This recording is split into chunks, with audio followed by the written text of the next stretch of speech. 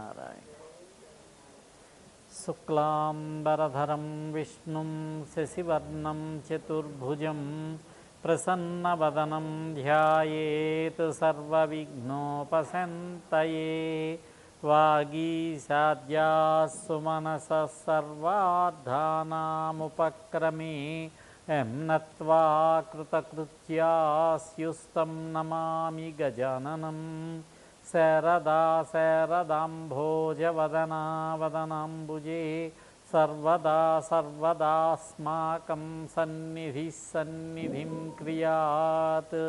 వ్యాసం వసిష్ఠనప్తారం శక్తేః పౌత్రమకల్మషం పరాశరాత్మజం వందే సుఖతాతం తపోనిధిం.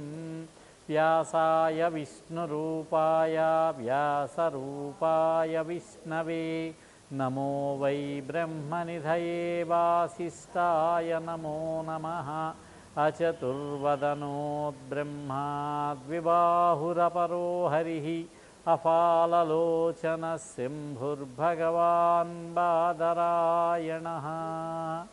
శాంతాకారం భుజగశయనం పద్మనాభం సురేశం విశ్వాకారం గగనసదృశం మేఘవర్ణం శుభాంగం లక్ష్మీకాంతం కమలనయనం యోగిహృద్యానగమ్యం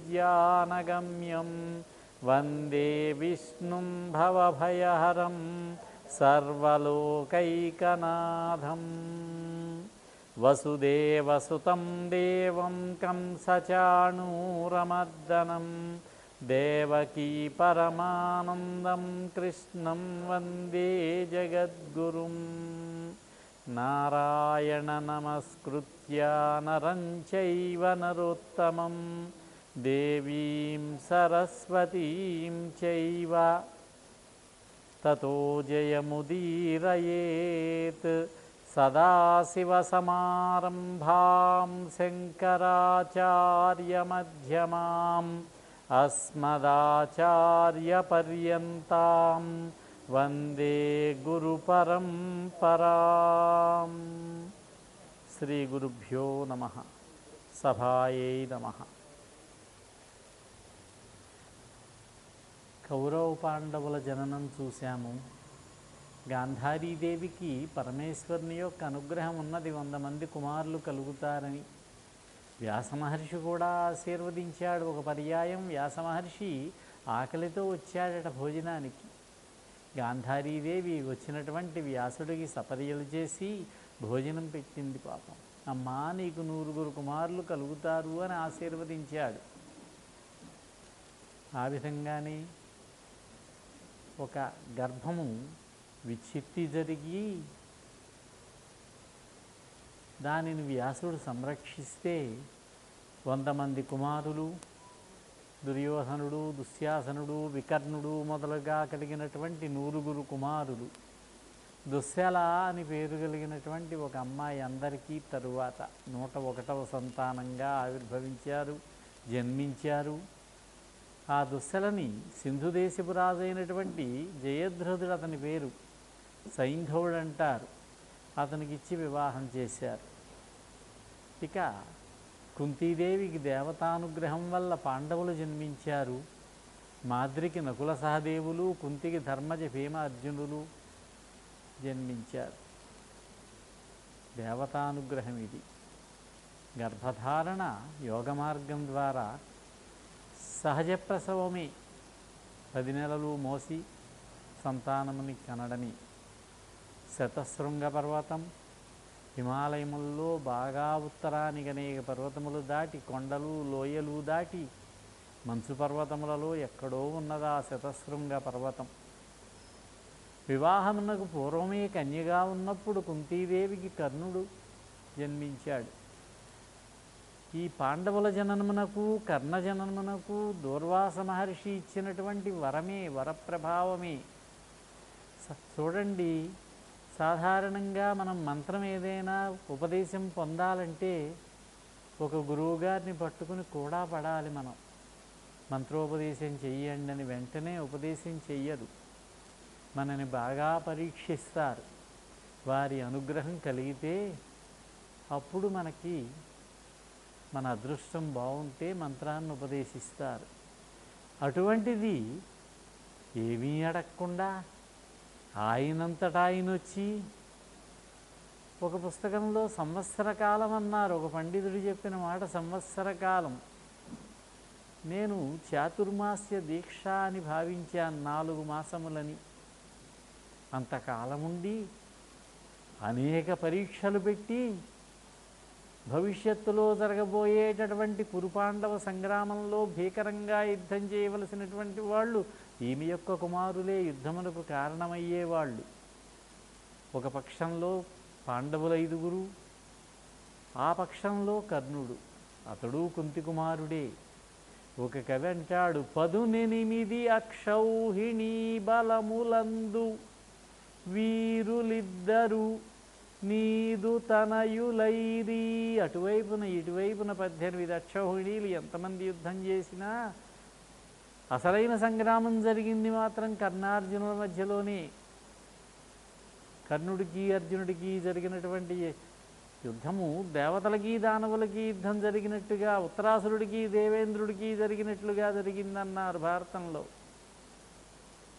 అటువంటి పరాక్రమవంతులైనటువంటి సంతానాన్ని కనాలంటే, కుమారులుగా పొందాలంటే ఈవిడికి ఎంత శక్తి ఉన్నది, ఈవిడ సమర్థురాలా కాదా ఈ అమ్మాయి, 12 ఏళ్ల అమ్మాయి, 13 ఏళ్ల అమ్మాయి అని అనేక పరీక్షలు పెట్టాడు. ఆ పరీక్షలలో ఉత్తీర్ణురాలయ్యింది కుంతి. సహనంతో, భక్తితో, శ్రద్ధతో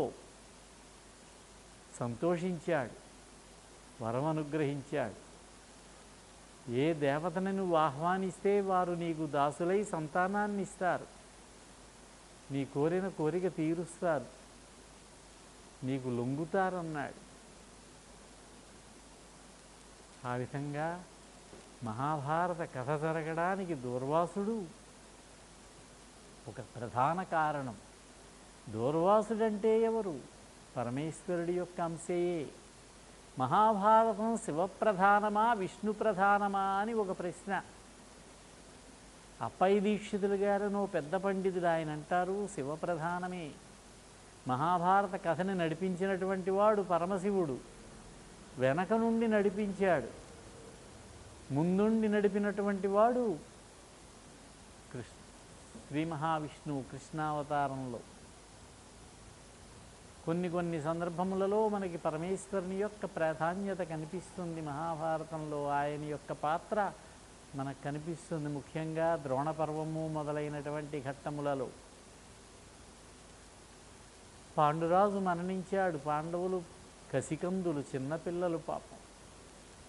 అప్పటికే ఆ శతశృంగ పర్వతం మీద ఉన్నటువంటి ఋషుల దగ్గర ఆయుధ విద్య నేర్చుకున్నారు వాళ్ళు.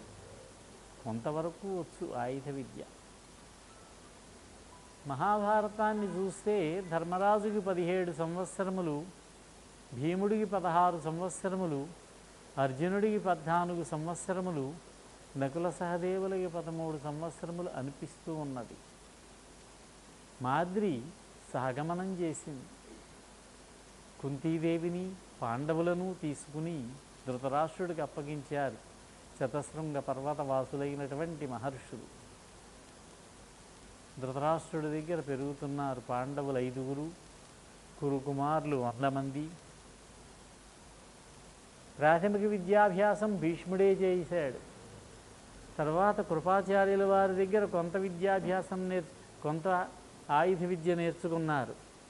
ఉత్తమ విద్య నేర్పాలి, ఉన్నతమైనటువంటి విద్య నేర్పాలంటే సమర్థుడైనటువంటి గురువు గారి కోసం చూస్తూ ఉన్నాడు భీష్మాచార్యులు వారు.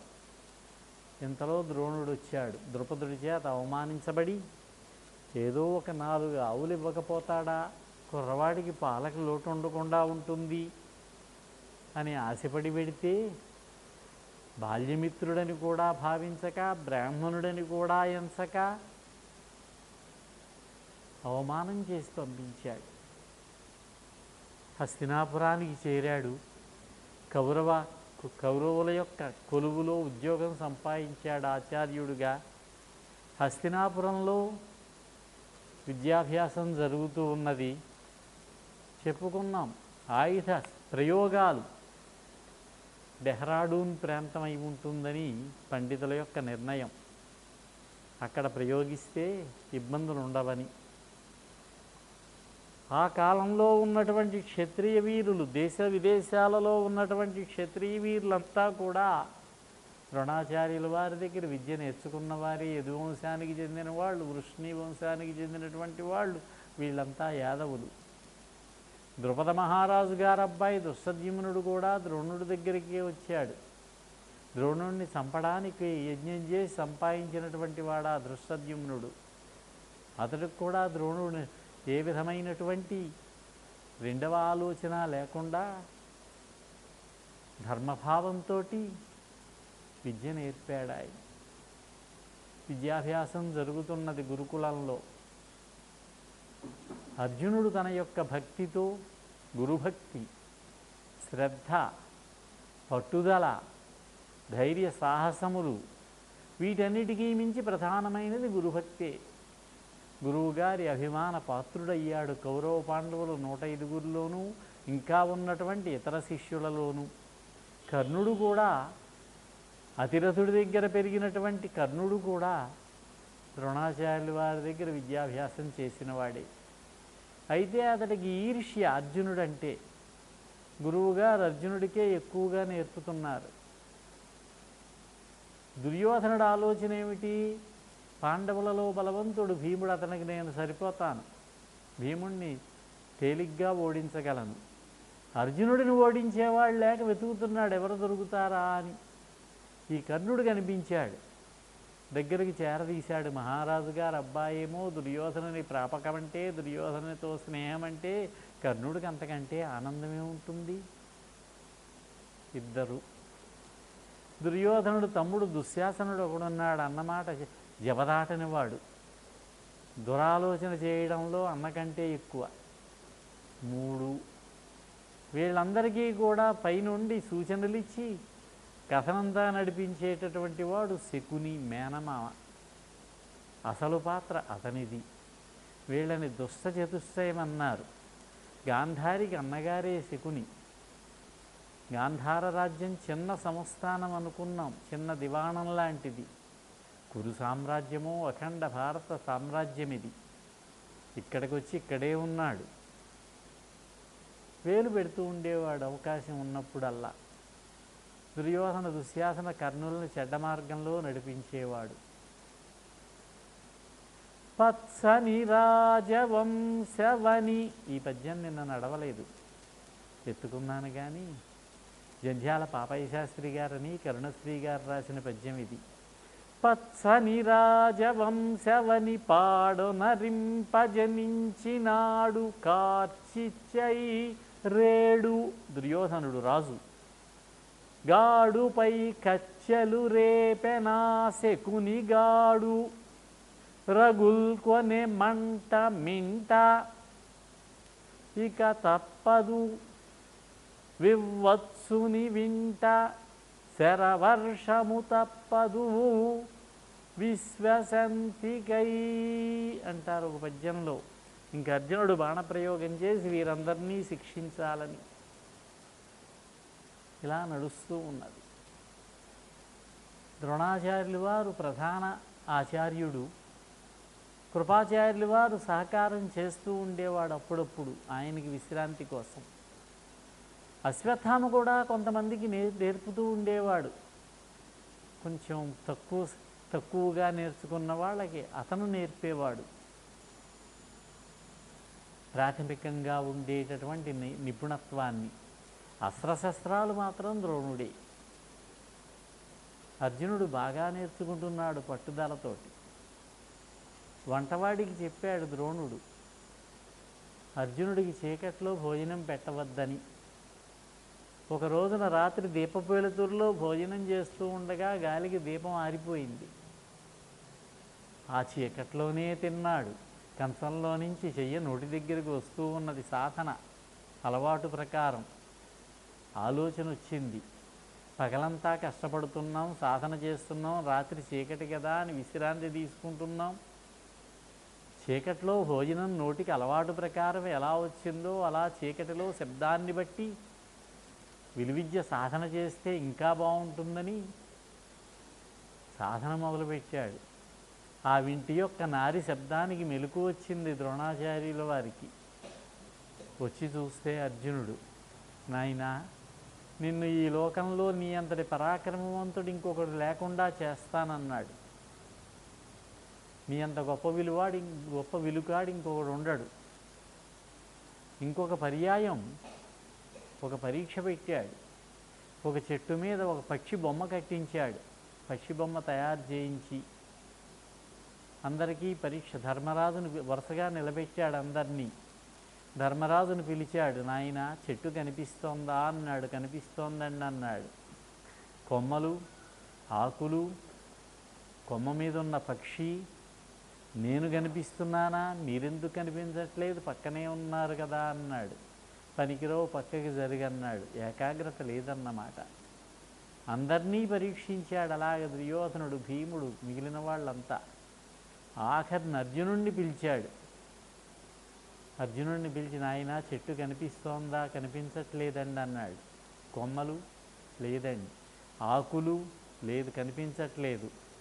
నేను, మీరెందుకు కనిపిస్తారు, నాకు పక్కన ఉన్నారు, అసలు కనిపించటం లేదు. పక్షి కూడా కనిపించడం లేదు, మరేం కనిపిస్తోంది నీకు అన్నారు. ఆ పక్షికి నేను కొట్టవలసినటువంటి ఆ కన్ను కనిపిస్తోంది. ఒక కంటికి కొట్టాలి బాణం. అది నిబద్ధత, అది లక్ష్యం మీద గురి. విడిచిపెట్టు బాణం అన్నాడు. లక్ష్యాన్ని ఛేదించాడు అర్జునుడు.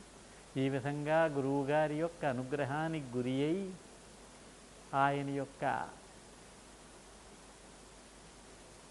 ఆయన దగ్గర అనేక దివ్యాస్త్రములన్నీ సంపాదించుకున్నాడు అర్జునుడు. ఒక పర్యాయం గంగానదికి స్నానానికి వెళ్ళారు శిష్యులతో కలిసి ద్రోణుడు. గంగలో దిగి స్నానం చేస్తే మొసలి పట్టుకుంది కాలు. విడిపించుకోగలడాయన. అబ్బాయిలు, నా కాలు మొసలి పట్టుకుంది, రక్షించండి, కాపాడండి అన్నాడు. అంతా కూడా కర్రలు తెద్దాం, బాణాలు తెద్దాం, గొడ్డళ్ళు తెద్దామని పరిగెత్తారు. అర్జునుడు ఏమీ ఆలోచించలేదు. ఆ పక్కనే ఉన్న 4 దర్భలు పీకాడు. దివ్యాస్త్రాన్ని ప్రయోగించాడు. మొసలి యొక్క నోరు చీలిపోయి ద్రోణుడు బయటపడ్డాడు. బ్రహ్మాస్త్రం నేర్పాడు, ఆగ్నేయాస్త్రం నేర్పాడు. అగ్నివేశుడని ఆ మహర్షి ద్రోణుడికే నేర్పాడట. ఆ ద్రోణుడు అర్జునుడికి నేర్పాడు ఆగ్నేయాస్త్రాన్ని. అదేవిధంగా బ్రహ్మ శిరోనామకాస్త్రం, మహాశక్తివంతమైనటువంటి అస్త్రం అది. ఒక్క అర్జునుడికి నేర్పాడు.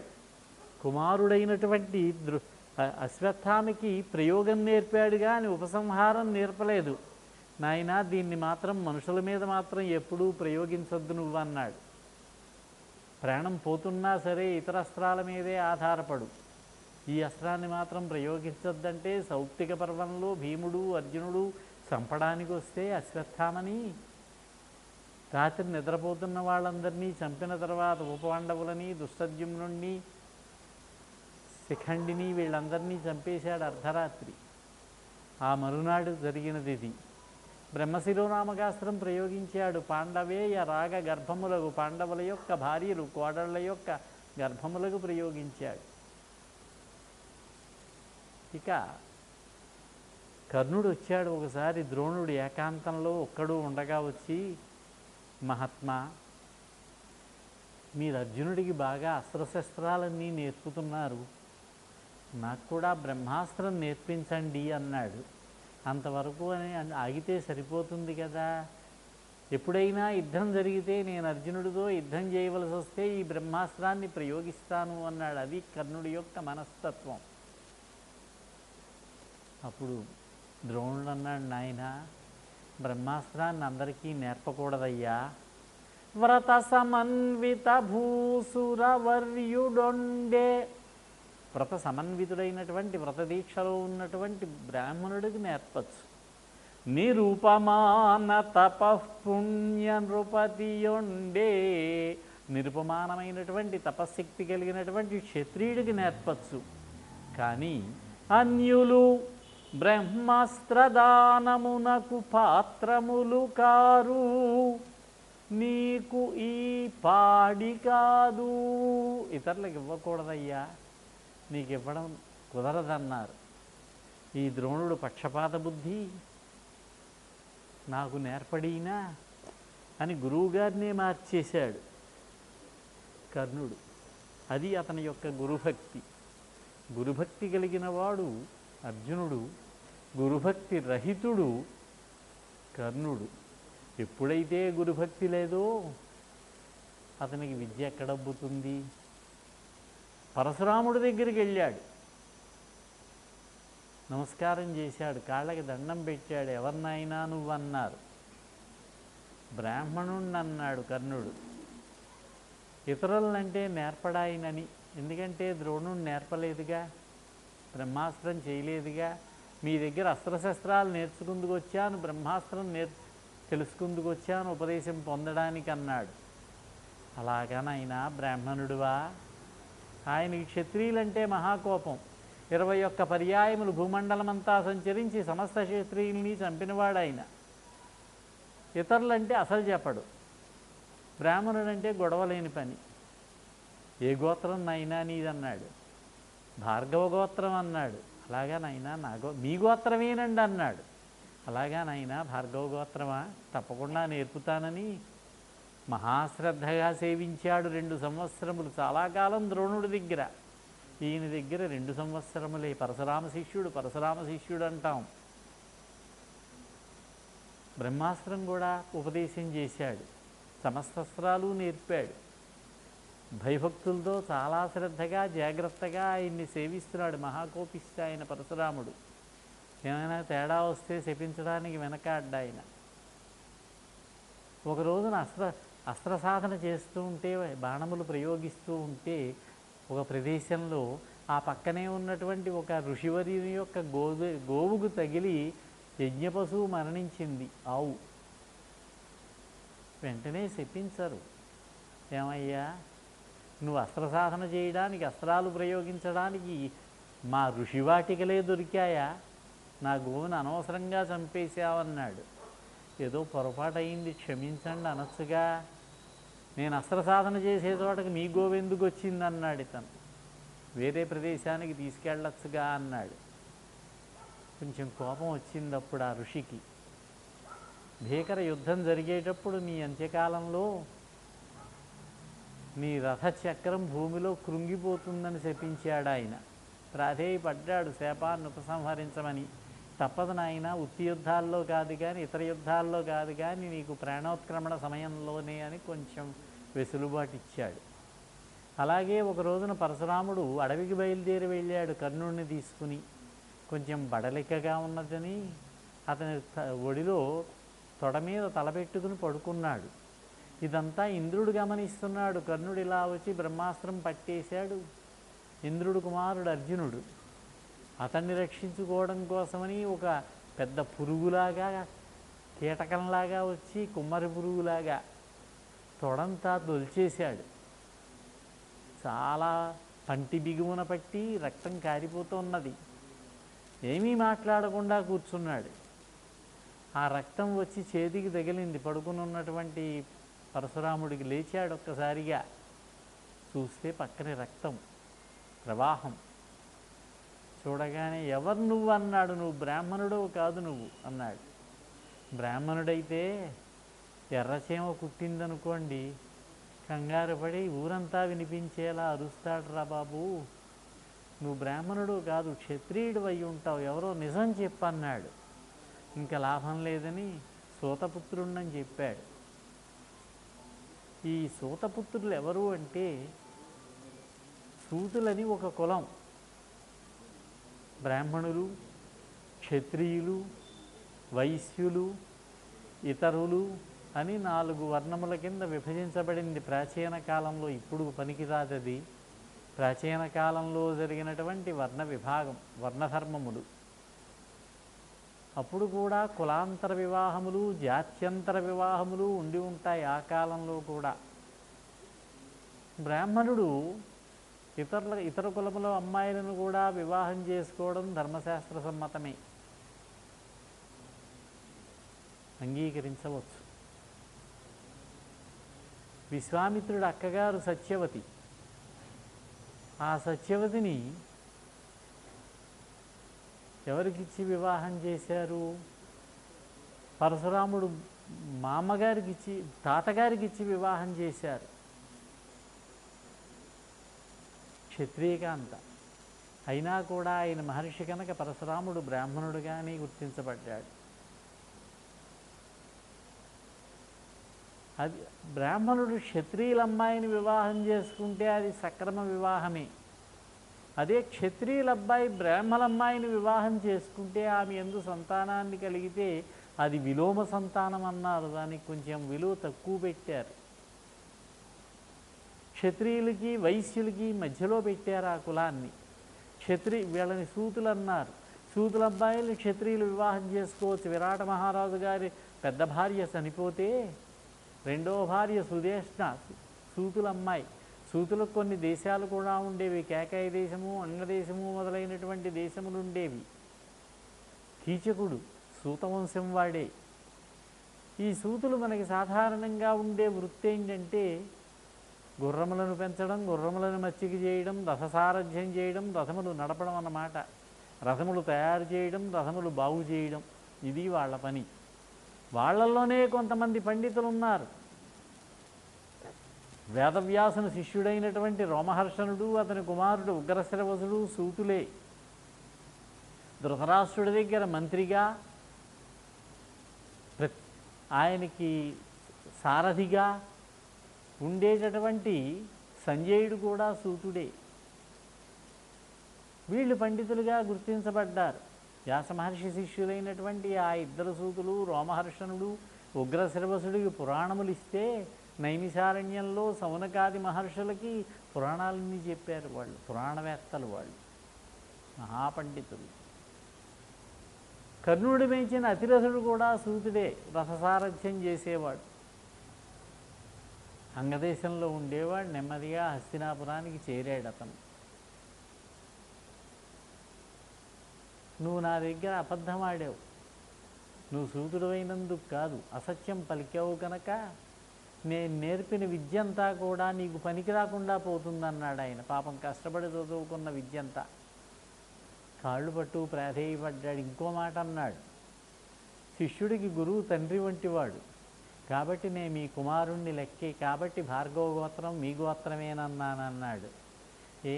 ఇంతకుముందు ద్రోణుడి దగ్గర బహుకాలం చదువుకున్నప్పుడు నేను మీ కుమారుడు వంటి వాడిని, నాది భారద్వాజ గోత్రం అనొచ్చుగా, అక్కడ అనలేదు, ఇక్కడ అన్నాడు. కొంచెం అనుగ్రహం కలిగింది పాపం. చివర్లో నీకు గుర్తురావు బ్రహ్మాస్త్రము మొదలైనవి అన్నాడు ఆయన. వచ్చాడు దుర్యోధనుడికి చెప్పాడు, పరశురాముడి దగ్గర నేను బ్రహ్మాస్త్రం సంపాదించానన్నాడు. అంతేనే కానీ శాపం తగిలిందని మాత్రం చెప్పలేదు. అతను సంతోషించాడు, బ్రహ్మాస్త్రం వచ్చేసింది కర్ణుడు కనుక్కున్నాడు అతను. ఈ విధంగా విద్యాభ్యాసం నడుస్తూ ఉన్నది. ఏకలవ్యుడని ఒక అబ్బాయి ఇచ్చాడు ద్రోణుడి దగ్గరికి. విద్య నేర్పమని అడిగాడు. ఓసారి ఆయన చూచాడు, నేను నీకు విద్య నేర్పను బాబు, వెళ్ళిపో అన్నాడు ద్రోణుడు. వెనక్కి వచ్చేసాడు నమస్కారం చేసి. పట్టుదల కలిగిన కుర్రవాడతను. ద్రోణుడి యొక్క విగ్రహాన్ని మట్టితో తయారు చేసి దాని యందు ద్రోణుని భావనతోటి పూజించి అస్త్రసాధన చేస్తూ ఉంటే అన్ని అస్త్రములు శస్త్రములు వచ్చాయి ఆ కుర్రవాడి. కఠోర సాధన, రాత్రి లేదు పగల్లేదు. ద్రోణుడు కల్లో కనిపించి అస్త్రమంత్రములన్నీ చెప్పేవాట అతనికి. గురువు అనుగ్రహం ఆ విధంగా సంపాదించాడు. పెద్దవాడయ్యాడు, యువకుడయ్యాడు. ఒక పర్యాయం పాండవులు కౌరవులు కూడా గురువుగారు అనుమతి తీసుకుని దగ్గరలో ఉన్నటువంటి అరణ్యానికి వేటకు వెళ్ళారు. పాండవులు 5 ఒక పక్కకి. వారి కూడా ఒక కుక్కను తీసుకొచ్చాడు ఒక భటుడు. ఆ కుక్క అటూ ఇటూ తిరుగుతూ ఏకలవ్యుడు అక్కడ అస్త్రసాధన చేస్తూ ఉంటే అక్కడికి వచ్చింది.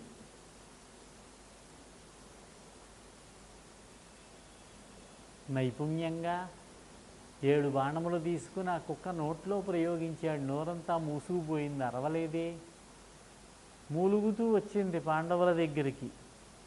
ఎంత నైపుణ్యం, ఎవరా విలుకాడు అని చూడడానికి వచ్చారు. వచ్చి అక్కడ ఉన్నటువంటి ఆ నల్లగా ఉన్నటువంటి కుర్రవాణ్ణి చూచారు, ఏకలవ్యుణ్ణి. తేజిత బాణహస్తు, పదును పెట్టినటువంటి బాణాన్ని చేతిలో పట్టుకున్నటువంటి వాడు. దృఢ దీర్ఘమలీమ సకృష్ణదేహు, దిట్టమైనటువంటి పొడవైనటువంటి నల్లనదైనటువంటి శరీరం కలిగినటువంటి వాడు. కృష్ణాజిన వస్త్రు, నల్లటి జింక చర్మం కట్టుకున్నాడు. అస్త్ర విషయాస్త్ర విషాదు, నిషాదు చూచి, అస్త్ర విద్యలో ఏ లోటు లేనటువంటి నిషాదుడైనటువంటి నిషాదుడు బోయివాడు, ఆటవికుడు. నిషాదు చూచి ఆ రాజకుమారులందరూ పరస్పర వక్త్ర విలోకన క్రియా వ్యాజమునన్, ఒకరి మొహం ఒకరు చూస్తున్నారు, ఎవరి అబ్బాయని. తదీక్షణ నివారితులైరి అతి మత్సరంబునన్, అతన్ని చూడలేక ఒకరి ముఖం ఒకరు చూసుకున్నారు. నెమ్మదిగా గురువుగారి దగ్గరకు వచ్చారు. అర్జునుడు పేచీ పెట్టాడు, మీరు నన్ను లోకంలో నా అంత విలుకాడు ఇంకొకడు లేకుండా చేస్తానన్నారు, నన్ను గొప్ప విలుకాడినిగా చేస్తానన్నారు, కానీ మీ శిష్యుడేట. ఒక యువకుడిని చూశాం మేము, అతడికి ఎలా నేర్పారు మీరు? నాకంటేను మీకంటేను లోకమున అధికుడు, నాకంటే ఏమిటి, మీకంటే కూడా. ఇది తిరగేసామనుకోండి, మీకంటేను నాకంటేను, మీకంటే గొప్పవాడు, మీకంటే ఏమిటి, నాకంటే కూడా గొప్పవాడని. లోకములో అధికుడు అతి బలుండు ధనుర్విద్యా కౌశలమున, అతి బలుండు ధనుర్విద్యా కౌశలమున, ఆతడు మీకున్ ప్రియ శిష్యుడటే అమిథ్యావచన, మీకు అతడు శిష్యుట్టి కదా. ఎలా నేర్చుకున్నాడు నాకు తెలియకుండా అన్నాడు. ద్రోణుడు ఆలోచించాడు కొద్దిసేపు. ఆలోచన వచ్చింది. ఆ రోజున నా దగ్గరకు వచ్చి విలువిద్య నేర్పమంటే అతడి సామర్థ్యం తెలుసా ఆయనకి, అందుకే నేర్పలేదు. నేర్పనంటే వెళ్ళాడు, ఆ అబ్బాయే ఏముంటాడు అనుకుని పద చూసొద్దాం పదన్నాడు. అర్జునుడు ద్రోణుడు బయలుదేరి వచ్చారు. అడవిలో ఆయుధ ప్రయోగం చేస్తున్నాడు. అతను నిత్యము సాధన చేసేవాడు, మహాపట్టు సాధించాడు. అతను ద్రోణుణ్ణి చూచాడు, ఎదురొచ్చాడు, నమస్కరించాడు, పాదాభివందనం చేశాడు, చేతులు కట్టుకు నిలబడ్డాడు. నల్లటి శరీరం కలిగినటువంటి ఆ ఏకలవ్యుడు గురువుగారి యందు ఉన్నటువంటి భక్తి భావంతో, అప్పుడు ద్రోణుడు అడిగారు, నాయన ఎవరు నువ్వు, ఎవరి దగ్గర నేర్చుకున్నావన్నాడు. మీ శిష్యుణ్ణేనండి అన్నాడు. మీ యొక్క శిష్యుణ్ణేనన్నాడు. పూజయిత్వా తతో ద్రోణం విధివత్స నిషాదజః నివేద్య శిష్యమాత్మానం తస్తౌ ప్రాంజలిరగ్రతః. ద్రోణుని పూజించాడు, తన ద్రోణ శిష్యుడిగా తెలియచెప్పుకున్నాడు, చేతులు జోడించి నిలిచాడు. తతో ద్రోణో బ్రవీద్రాజన్ ఏకలవ్యమిదం వచః యది శిష్యోసి మే వీరా వేతనం దీయతం మమ. ఎరా నాయనా, నువ్వు నా శిష్యుడివేనా? అవునండి అన్నాడు. అయితే నాకు దక్షిణ ఇయ్యన్నాడు ఈయన. చాలా ఆనందపడిపోయాడు. ఏకలవ్యస్యు తచ్చుత్వా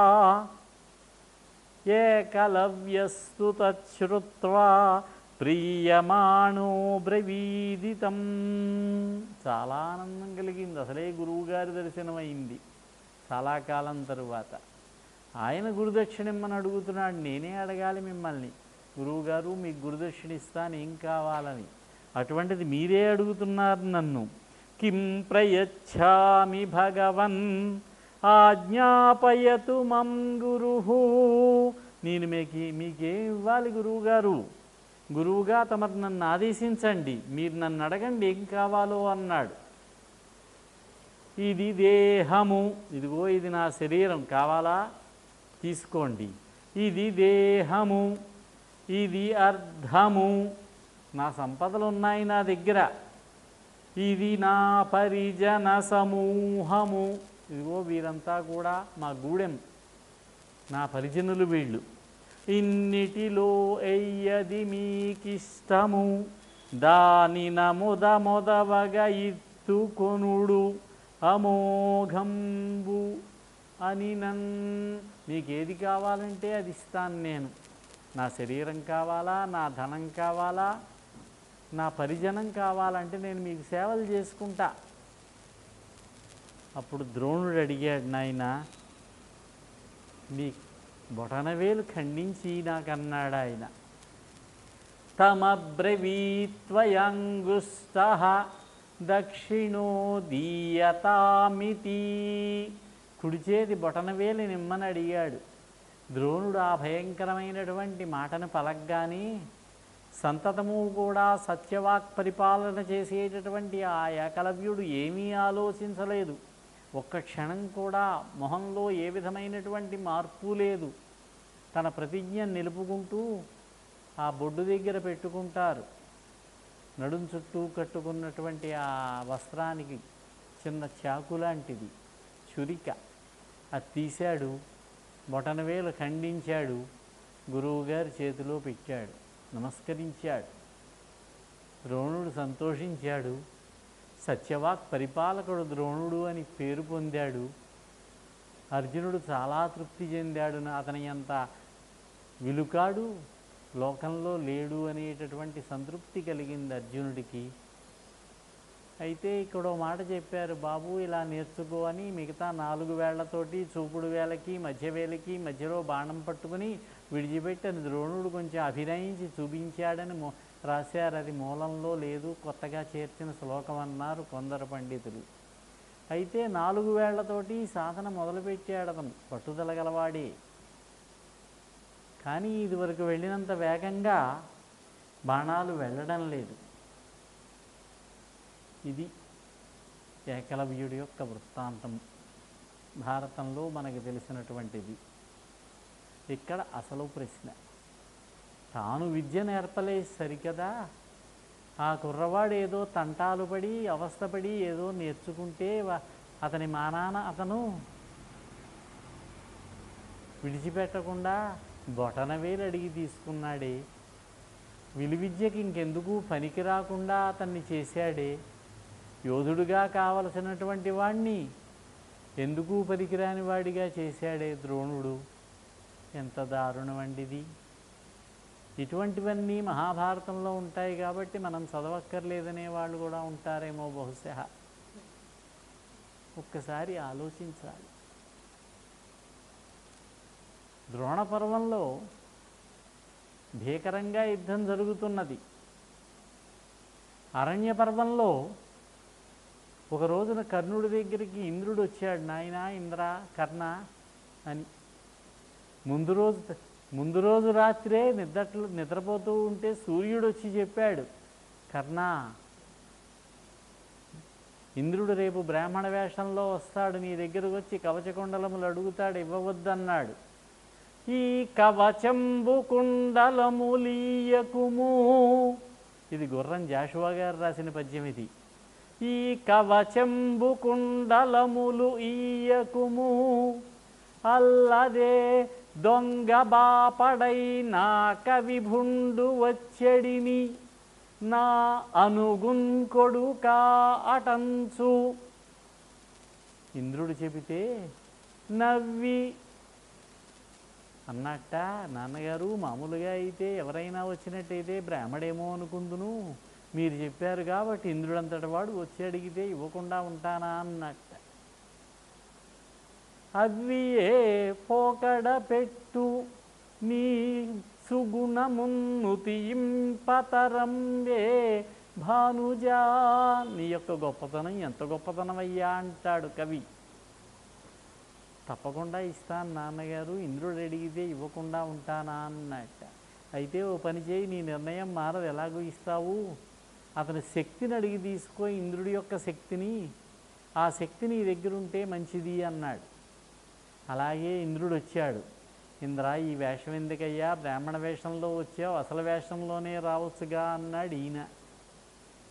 నీ యొక్క కవచకుండలాలు కావాలన్నాడు. ఏమీ లెక్క చేయకుండా తీసిచ్చాడు. మరి నా సంగతి ఏమిటన్నట్ట కర్ణుడే. నీ యొక్క శక్తిని నాకు అన్నాడు. శిబి చక్రవర్తి గొప్పదాత, కర్ణుడు గొప్పదాత అని ఒక ప్రశ్న.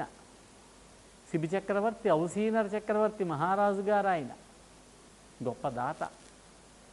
అతన్ని పరీక్షించడానికి ఇంద్రుడు అగ్నిదేవుడు డేగగా పావురంగా వస్తే, డేగ పావురాన్ని తరుముకుంటూ వస్తున్నది ఇంద్రుడు. శరణు శరణంటూ వచ్చింది పావురం. అభయం ఇస్తున్నానన్నాడు. సరే, ఈలోగా డేగ వచ్చింది. రాజా, ఇది నా ఆహారం, నాకు ఈ అన్నది. ఈ పావురానికి నేను శరణిచ్చాను, ఇవ్వనన్నాడు ఈయన. ఇది నా ఆహారం, ఇది లేకపోతే నేను మరణిస్తాను. నేను, నా కుటుంబం ఉన్నది, భార్య పిల్లలు, కాబట్టి నాకు ఆహారం ఇది ఇవ్వమన్నది. ఒక అంగీకారానికి వచ్చారు. నీ శరీరంలోంచి మాంసం ఖండించి కత్తిరించి ఇస్తే నేను తీసుకుంటానన్నది డేగ. మొదలుపెట్టాడు. చేతుల దగ్గర, భుజాల దగ్గర కత్తిరించాడు, తొడల దగ్గర కత్తిరించాడు. ఒక పక్కన త్రాసులో కూర్చోబెట్టారు పావురాన్ని. ఎంత మాంసం పెట్టినా సరిపోవడం లేదు. చివరికి తానే కూర్చున్నాడు.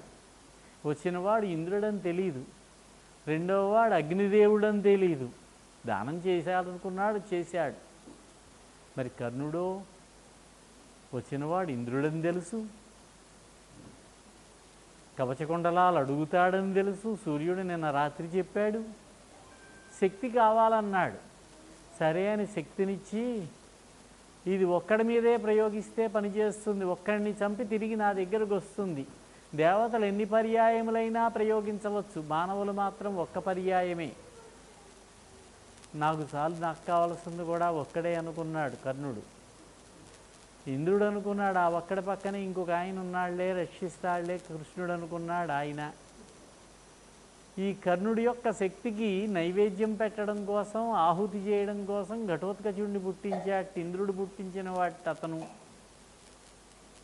ఈ శక్తి కర్ణుడి దగ్గర ఉన్నంతసేపు అర్జునుడికి ప్రాణహాని. ఏ క్షణంలో మరణిస్తాడో తెలియదు. కౌరవ యుద్ధం ప్రారంభమైనప్పుడు ముందు అతిరథులెవరో, మహారథులెవరో, సమరథులెవరో, అర్ధరథులెవరో చెప్పమని అడిగితే భీష్మాచార్యుల వారిని దుర్యోధనుడు కర్ణుడిని అర్ధరథుల జాబితాలో పాడేశాడు. అతిరథుల్లో పెడతాడనుకున్నాడు కర్ణుడు. ఇతనికి శాపాలున్నాయి, ఎంత బలవంతుడైనా శాపాలుంటే ఏమీ చేయలేడు కాబట్టి అర్ధరథుడు అన్నాడు. నువ్వు పక్షపాతివి, నువ్వు నన్ను అర్ధరథుడిగా చేస్తావా, నువ్వు యుద్ధరంగంలో ఉన్నంతకాలం నేను యుద్ధానికి రాను పొమ్మన్నాడు ఈయన. ఆయనకి కావలసింది అదే. ఒక పక్కన భీష్ముడు, ఇంకో పక్క నుంచి ద్రోణుడు, ఇంకో పక్క నుంచి కర్ణుడు యుద్ధం చేయడం మొదలు పెడితే పాండవులు కష్టపడరండి. భీష్ముడు సేనాధిపతిగా ఉన్న 10 రోజులు కూడా కర్ణుడు యుద్ధరంగంలోకి రాలేదు. ప్రేక్షకుడుగా ఓ పక్కన నుంచుని చూస్తున్నాడు యుద్ధాన్ని. చూశాడు కొంతసేపు. భీష్ముడు పడిపోయాడు. రాత్రే వచ్చి నమస్కారం చేసి, తాత రేపటి నుంచి యుద్ధానికి వెడతాను, ఆశీర్వదించన్నాడు. నాయన, అర్జునుడితో పోరయ్యా, ఇది పోరాటం, నా అంతటి వాడిని ఆగలేకపోయాను, నీ ప్రయత్నం నువ్వు చేయి. నిన్ను నేను అవమానించేవాడిని, దూషించేవాడిని, ఎందుచేతనంటే నువ్వు కుంతీ కుమారుడు నువ్వు అన్నాడు. తెలుసు తాత, నాకు ఇదివరకే చెప్పాడు, సూర్యుడు చెప్పాడు, కృష్ణుడు చెప్పాడన్నాడు కర్ణుడు. నాకు తెలుసు అన్నాడు. కుంతి నిన్ను నీటిలో విడిచిపెట్టింది, గంగలో, నువ్వు దుర్యోధనుడితో స్నేహం చేసావు, దుష్ట సాంగత్యం, కాబట్టి నిన్ను దూషిస్తూ ఉండేవాడిని అన్నాడు. మరుసటి రోజు నుంచి కృష్ణుడికి భయం పట్టుకుంది. కర్ణుడితో యుద్ధం, అతని దగ్గర శక్తి ఉంది, ఆ శక్తిని తప్పక అర్జునుడి మీద ప్రయోగిస్తాడు. అయితే తప్పిస్తున్నాడు అర్జునుడిని కర్ణుడికి ఎదురు పడకుండా. ఓసారి దుష్టజుమ్నుడు యుద్ధం చేస్తాడు, ఒకసారి నకులుడు యుద్ధం చేస్తాడు. అలా నడుస్తూ ఉన్నది, ఎదురు పడట్లేదు. 11వ రోజు అయింది, ద్రోణాచార్యుడు సైన్యాధిపతి. 12వ రోజు అయింది. 13వ రోజున పద్మవ్యూహం ప్రకటించారు ద్రోణాచార్యుడు. సంసప్తకులు అర్జునుడిని యుద్ధానికి రమ్మంటే చాలా దూరం వెళ్ళి అక్కడ యుద్ధం చేశాడు రోజంతా, అందుచేత ఇబ్బంది లేదు. 14వ రోజున 13వ రోజు సాయంత్రం అభిమన్యుడు మరణించిన తర్వాత రేపు సైంధవుణ్ణి వధిస్తానని ప్రతిజ్ఞ చేశాడు. ఆ మరుసటి రోజు సైంధవుణ్ణి పట్టుకునే ప్రయత్నంలో వీళ్ళు, సైంధవుణ్ణి రక్షించే ప్రయత్నంలో కర్ణాదులు ఉన్నారు కనుక ఆ వేళ ఇబ్బంది రాలేదు. రాత్రి యుద్ధం జరిగింది ఆ రోజు. 18 రోజుల మహాభారత యుద్ధంలో ఒక్క రాత్రి యుద్ధం జరిగింది. 14వ రోజు సాయంత్రం భీష్ముడు 10 రోజులు సేనాధిపతిగా ఉండగా సూర్యుడు అస్తమిస్తూ ఉంటే యుద్ధం ఆపటమే. క్షత్రియుడు కనుక, సుక్షత్రియుడు కనుక ఆయన అలా నియమాన్ని అనుసరించాడు. ద్రోణుడు పాపం తప్పాడు. కాగడాలు పెట్టారు, కొవ్వొత్తులు వెలిగించారు, దీపాలు, కాగడాలు. ఆ వెలుతురులో యుద్ధం. అటువైపున దుర్యోధనుడు అలంబసుడు అనే రాక్షసుడిని దింపాడు అతని పరివారంతో. వెంటనే భీముడు ఇక్కడ ఘటోత్కచుడిని స్మరించాడు. ఘటోత్కచుడు వచ్చాడు అతని సైన్యంతో. అలంబసుడు, అతని అనుచరులు, బలాయుధుడు అని ఒకడు, వాళ్ళిద్దరినీ వధించాడు. దుర్యోధనుడు వస్తే చితక్కొట్టు వదిలిపెట్టాడు. దుర్యోధనుడిని రక్షించడం కోసమని కర్ణుడు వస్తే కర్ణుడిని చావకొట్టాడు. ఇంక చనిపోతామేమో పరిస్థితిలో కర్ణుడికి చెప్పారు, బాబు నీ దగ్గరున్న శక్తిని ప్రయోగించు, బతికుంటే తర్వాత సంగతి చూద్దామని. ఈ 3-4 రోజులు ముందు జరిగినప్పుడు సాయంత్రం చెప్పేవారట, కర్ణ నువ్వు రేపు అర్జునుడి మీద శక్తి ప్రయోగించి అర్జునుడు మరణిస్తాడు, యుద్ధం ఆగిపోతుందని. అలాగే రేపు తప్పకుండా ప్రయోగిస్తాననేవాడు. మళ్ళీ సాయంత్రం వచ్చా కర్ణ ప్రయోగించలేదేంటి, మర్చిపోయాను, నాకు గుర్తు రాలేదనేవాడు. శ్రీకృష్ణ పరమాత్మ యొక్క మాయ. ఇంక చనిపోతానని భయంతో ఘటోత్కచుడి మీద ప్రయోగించాడు శక్తిని. ఘటోత్కచుడు మరణించాడు. ఎలాగూ మరణిస్తాడు, ఒక మహావీరుణ్ణి చంపుతుంది, దాంతో దాని శక్తి అయిపోతుంది. పాండవులంతా దుఃఖిస్తున్నారు పాపం, భీముని కుమారుడు మరణించాడు అని. కృష్ణుడు ఆ పగ్గాలని నొగలెక్కట్టి రథం మించి కిందకి దూకి నృత్యం చేస్తున్నట్ట, గాలికి ఊగిపోయేటటువంటి చెట్టులాగా, మొక్కలాగా ఊగుతూ ఆనందంగా ఉన్నట్ట. అర్జునుడు వచ్చి అడిగాడు, కృష్ణ బావా, మేమంతా భీమసేన కుమారుడు మరణించాడని దుఃఖిస్తూ ఉంటే నువ్వు ఇలా ఆనందంగా ఉన్నావు, కారణం ఏమిటి? దీనికి ఏదో ఒక కారణం ఉండి ఉంటుంది. నాకు చాలా సంతోషమయ్యా, మిమ్మల్ని ఎలా కాపాడాలా, ఏ విధంగా మిమ్మల్ని యుద్ధంలో గట్టెక్కించాలా అని నేను పడనంత శ్రమ లేదు. జరాసంధుణ్ణి మీ అన్నయ్యని తీసుకెళ్ళి చంపించాను, నిన్ను మీ అన్నయ్యని తీసుకెళ్ళి.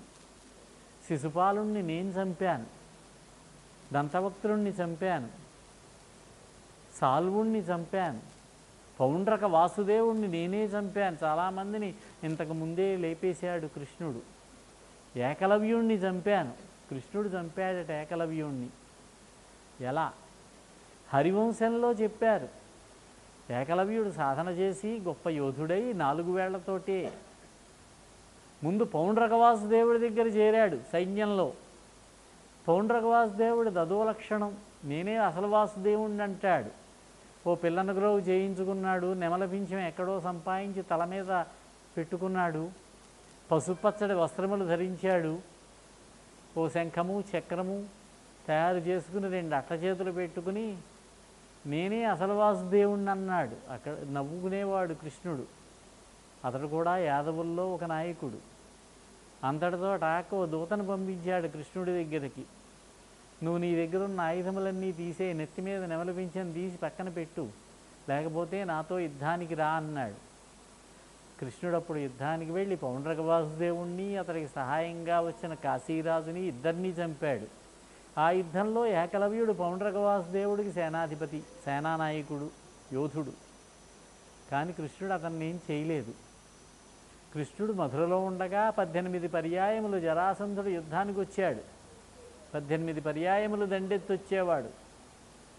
ఎందుకంటే తన అల్లుడైనటువంటి జరాసంధుడి యొక్క అల్లుడే కంసుడు కృష్ణుడు చంపాడు. కూతుళ్ళు గొడవ పెట్టారు కృష్ణుడిని చంపాలని. ఇద్దరు కూతుళ్ళు ఆయనకి, కంసుడు భార్యలు. గుర్తుపెట్టుకుని 18వ పర్యాయం ఏకలవ్యుణ్ణి చంపాడు. అతని సైన్యంలో సేనానాయకుడిగా ఉన్నటువంటి ఏకలవ్యుణ్ణి నేను చంపానయ్యా అన్నాడు. వీళ్ళందరినీ ఎందుకు చంపావు నువ్వు? వీళ్ళని చంపడం వల్ల నీకు ప్రయోజనం ఏమిటి? చంపకపోతే వచ్చే ఇబ్బంది ఏమిటన్నాడు అర్జునుడు. కౌరవులకి పాండవులకి యుద్ధం వచ్చినప్పుడు దుర్యోధనుడు చేసే మొట్టమొదటి పని ఏమిటంటే వీళ్ళందరి దగ్గరికి దూతల్ని పంపిస్తాడు సాయానికి రమ్మని. వీళ్ళంతా దుర్యోధనుడి పక్షంలో చేరతారు. అప్పుడు అర్జునుడికి యుద్ధం బరువు అవుతుంది. యుద్ధం చేయాలంటే ఇది దేవతా వ్యూహం, కృష్ణుడి యొక్క ప్రణాళిక. కాబట్టి ఏకలవ్యుణ్ణి నేను చంపానయ్యా అన్నాడు. ఇంక ఇతనున్నాడే మీ అన్నగారు అబ్బాయి ఘటోత్కచుడు, పరమ దుర్మార్గుడు వీడు, రాక్షసుడు, బ్రహ్మద్వేషి, వేదద్వేషి, ధర్మద్వేషి. ఇతన్ని నేను అసలు ఎప్పుడో చంపాలి. యజ్ఞద్వేషి, యజ్ఞాలు కూడా పాడు చేసేవాడు ఉత్తప్పుడు. ఇతన్ని నేను ఎప్పుడో చంపాలి. కానీ మీరు దుఃఖపడతారని, నాకెందుకు వచ్చిన గొడవ, సమయం వచ్చినప్పుడు వాడే మరణిస్తాడని ఊరుకునున్నా. ఇదిగో ఇప్పుడు కర్ణుడు శక్తి వృధా అయింది, ఒక లాభం నాకు. ఘటోత్కచుడు, నేను చంపవలసినటువంటి ఘటోత్కచుడు కర్ణుడి చేతిలో మరణించాడు, రెండవ లాభం. ఆనందం కాక ఇంకేమిటన్నట్ట కృష్ణుడు. ఇంత ప్రణాళిక ఉన్నది ఇక్కడ. ఇక ఈ ఏకలవ్యుడు ఎవరంటే విష్ణుమూర్తి. ఆయన నాభికమలంలో బ్రహ్మదేవుడు కొంతమందిని సృష్టించాడు, మానసపుత్రుల్ని. మొదట సనక సనందనాదుల్ని సృష్టించాడు. వాళ్ళంతా బాబు వివాహం చేసుకోండి, పిల్లల్ని కండంటే మేము యోగ మార్గంలో పెడతాము, ధ్యానంలో పెడతామన్నారు, వెళ్ళిపోయారు. తర్వాత మరీచి, అత్రి, అంగిరసుడు, పులస్యుడు, పులహుడు, క్రతువు అని 6 బ్రహ్మమానసపుత్రులు ఋషులు. తర్వాత దక్ష ప్రజాపతి, బ్రహ్మదేవుడి యొక్క కుడి బొటనవేలు నుంచి దక్ష ప్రజాపతి, ఎడమ బొటనవేలు నుంచి అసిక్ని, వాళ్ళిద్దరూ పెళ్లి చేసుకుని సంతానాన్ని కన్నారు. అదేవిధంగా హృదయ భాగం వక్షస్థలం దగ్గర నుంచి ధర్మదేవత. బ్రహ్మదేవుడు శరీరం 2 భాగాలై, ఒక భాగం నుంచి స్వయంభూమనువు, ఒక భాగం నుంచి స్వయంభూమనువు, శతద్రూప, వారిద్దరూ వివాహం చేసుకున్నారు, సంతానం పెరిగిపోయింది. ఇందులో మరీచి మహర్షిని చెప్పుకున్నామే. మరీచి మహర్షి కుమారుడు కశ్యపుడు. కశ్యపుడికి 13 మంది భార్యలు, దక్ష ప్రజాపతి కుమార్తెలు. అదితి దేవతల తల్లి, ఇంద్రుడు, వాళ్ళంతా వామనావతారంలో వామనుడు అదితి పిల్లలే, ద్వాదశాదిత్యులు అదితి పిల్లలే. అలాగే దితి కుమారులు రాక్షసులు, హిరణ్యకశిపుడు, హిరణ్యాక్షుడు మొదలైన వాళ్ళు. ధనువు కుమారులు దానవులు, కద్రువ కుమారులు సర్పములు, నాగులు. వినత కుమారులు 2, అరుణుడని గరుత్మంతుడని. అరుణుడు మోకాల వరకే ఉన్నది, తొడల వరకే, అభివృద్ధి చెందకుండా గుడ్డు పగలగొట్టింది ఆవిడ. కద్రువుకు పిల్లలు అనేక మంది పుడుతున్నారు సర్పములని. అమ్మాయి ఇంకెప్పుడు ఇలా పగలగొట్టకు, 2వ అండాన్ని అలా దానంతట అది పగలని, మహాపరాక్రమవంతుడు పుడతాడన్నాడు, అతడే గరుత్మంతుడు. ఇంకా మిగిలిన వాళ్ళల్లో ఇంకా రాక్షసులు, దేవతలు, గంధర్వులు చాలామంది పుట్టారు. పర్వతములు, లతలు, తీగలు, ఆవులు, అప్సరసలు మిగతా భార్యలకి. అందులో ఒక భార్య, ఆవిడికి రాక్షసులంతా పుట్టారు. క్రోధ అని ఆవిడ పేరు. పుట్టినవాళ్ళు క్రోధవశగణం. ఆ క్రోధవశగణంలో ఒకడే ఈ ఏకలవ్యుడు, రాక్షసాంశ సంభూతుడు. వాళ్ళంతా కూడా రాజులుగా జన్మించారు. క్రోధవశగణంలో పుట్టినటువంటి వాళ్ళంతా కూడా ఏ హి ధర్మస్య లోప్తారో వధ్యాస్తే మమ పాండవ ధర్మ సంస్థాపనార్థం హి ప్రతిజ్ఞైషా మమప్యయా. అర్జున, నేను ఎందుకు పుట్టానో, నేను ఎందుకు ఆవిర్భవించానో తెలుసా అన్నాడు కృష్ణుడు. ఎప్పుడెప్పుడైతే అధర్మం వ్యాప్తి చెందుతుందో, ధర్మం లోపిస్తుందో, పరిత్రాణాయ సాధూనాం వినాశాయ చ దుష్కృతాం ధర్మ సంస్థాపనార్థాయ, నా పని ఇదేనయ్యా. ఎప్పుడెప్పుడైతే రాక్షసులు విజృంభించి అధర్మం ప్రబలిపోతుందో అప్పుడప్పుడల్లా నేను ఆవిర్భవిస్తానన్నాడు కృష్ణ పరమాత్మ. అందుచేత ఏకలవ్యుడు రాక్షసాంశ కాబట్టి ఇది రాక్షసుల యొక్క దుర్మార్గపు ఆలోచన కానీ ద్రోణుడు తప్పేమీ లేదన్నారు. ద్రోణుడు నిమిత్తమాత్రుడన్నారు. దేవతల వ్యూహంలో ఆయన ఒక పాత్రధారి. సినిమా నాకు పాత్ర ఇచ్చారు, కొన్ని మాటలు రాసిస్తారు, అవే చెప్పాలి నటించేటప్పుడు.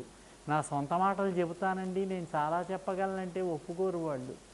ద్రోణుడికి ఇచ్చినటువంటి మాటలు అవి, సంభాషణలు. ఆయనకి ఎలా నటించాలో వాళ్ళు నిర్దేశించారు దేవతలు. దేవతా వ్యూహం ఇది. ఆ విధంగా ఆయన తన పాత్రకి న్యాయం చేశాడు పాపం. ఎవరు ద్రోణుడు? బృహస్పతి యొక్క అంశ.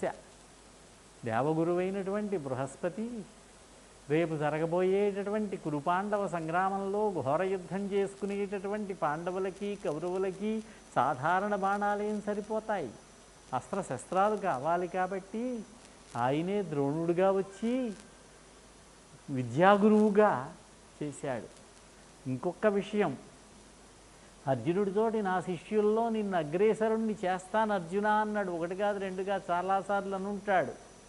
ఆ మాట నిలబెట్టుకోవాలి, అన్న మాట నిలబెట్టుకోవాలి. సత్యవాక్ పరిపాలకులు చేసేటటువంటి పని అది.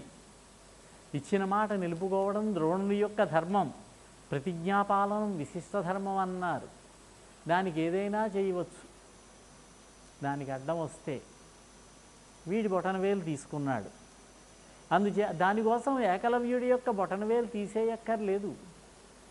అర్జునుడికి ఇంకొన్ని అస్త్రాలు, ఇంకా కొన్ని మంచి మంచి అస్త్రాలు నేర్పి అతన్ని ఇంకా ధనుర్విద్య పారంగతుణ్ణి చెయ్యొచ్చు.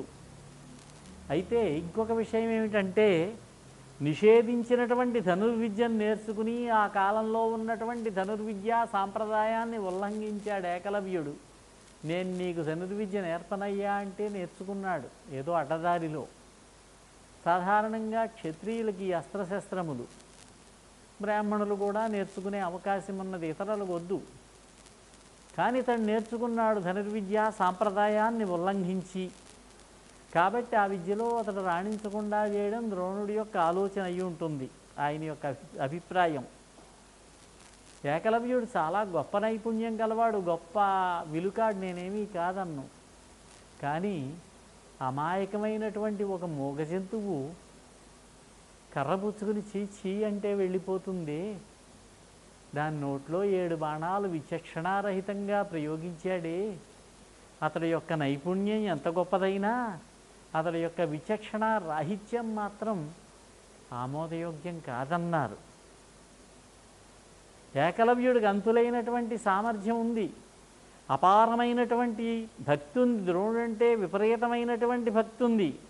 కానీ అతని ప్రవృత్తి మాత్రం అతని యొక్క ప్రవర్తన మాత్రం లోకహితమైనది కాదని గుర్తించాడు ద్రోణుడు. అందుకే చిన్నప్పుడు 5 ఏళ్ల అబ్బాయి వచ్చినప్పుడే నేర్పను వెళ్ళిపోమన్నాడు. ఆయనకి ఏదో అందింది అతని యొక్క మనస్తత్వం. అందుకే ఏకలవ్యుడు పెద్దయ్యాక కూడా ఎక్కడికి చేరాడు? పౌండ్రక వాసుదేవుడి దగ్గరికి, జరాసంధుడి దగ్గరికి, పాండవుల దగ్గరికి చేరవచ్చుగా. అతని ప్రవృత్తి అటువంటిదన్నమాట. తరువాత నా బొమ్మని పెట్టుకుని విలువిద్య నేర్చుకుని లోకంలో ప్రఖ్యాతుడైనటువంటి విలుకాడుగా తయారయ్యాడు.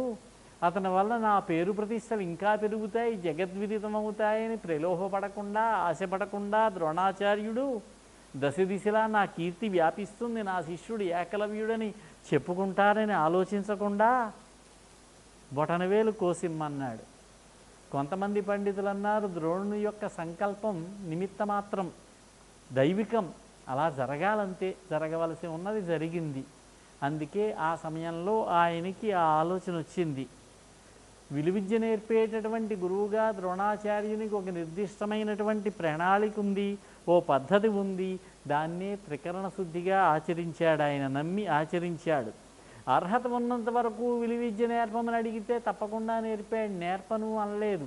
దుష్టద్యుమ్నుడు వస్తే నేర్పుతానన్నాడు, పోనీ నేను నేర్పను, నువ్వు నన్ను చంపుతావు అనలేదు. కర్ణుడు వచ్చి అడిగితే నేర్పాడు, కాదనలేదు. కానీ అర్హత లేకుండా వచ్చి విలువిద్య నేర్పమంటే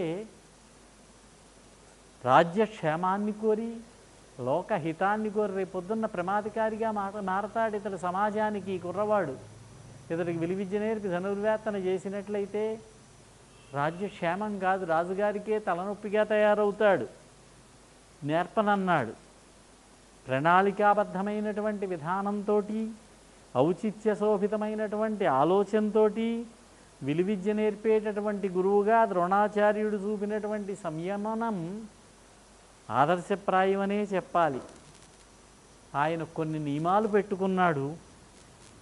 ఆ కాలంలో ఉన్నటువంటి ధర్మ సంస్థాపన కార్యక్రమంలో, సమాజంలో ఉన్నటువంటి నియమాలకు అనుగుణంగా ఆయన తన శిష్యులకు విద్యా బోధన చేశాడు ఆయన. అంతే తప్ప ఇది ద్రోణుడి యొక్క ద్రోహము, ద్రోణుడి యొక్క మోసము అనలేము.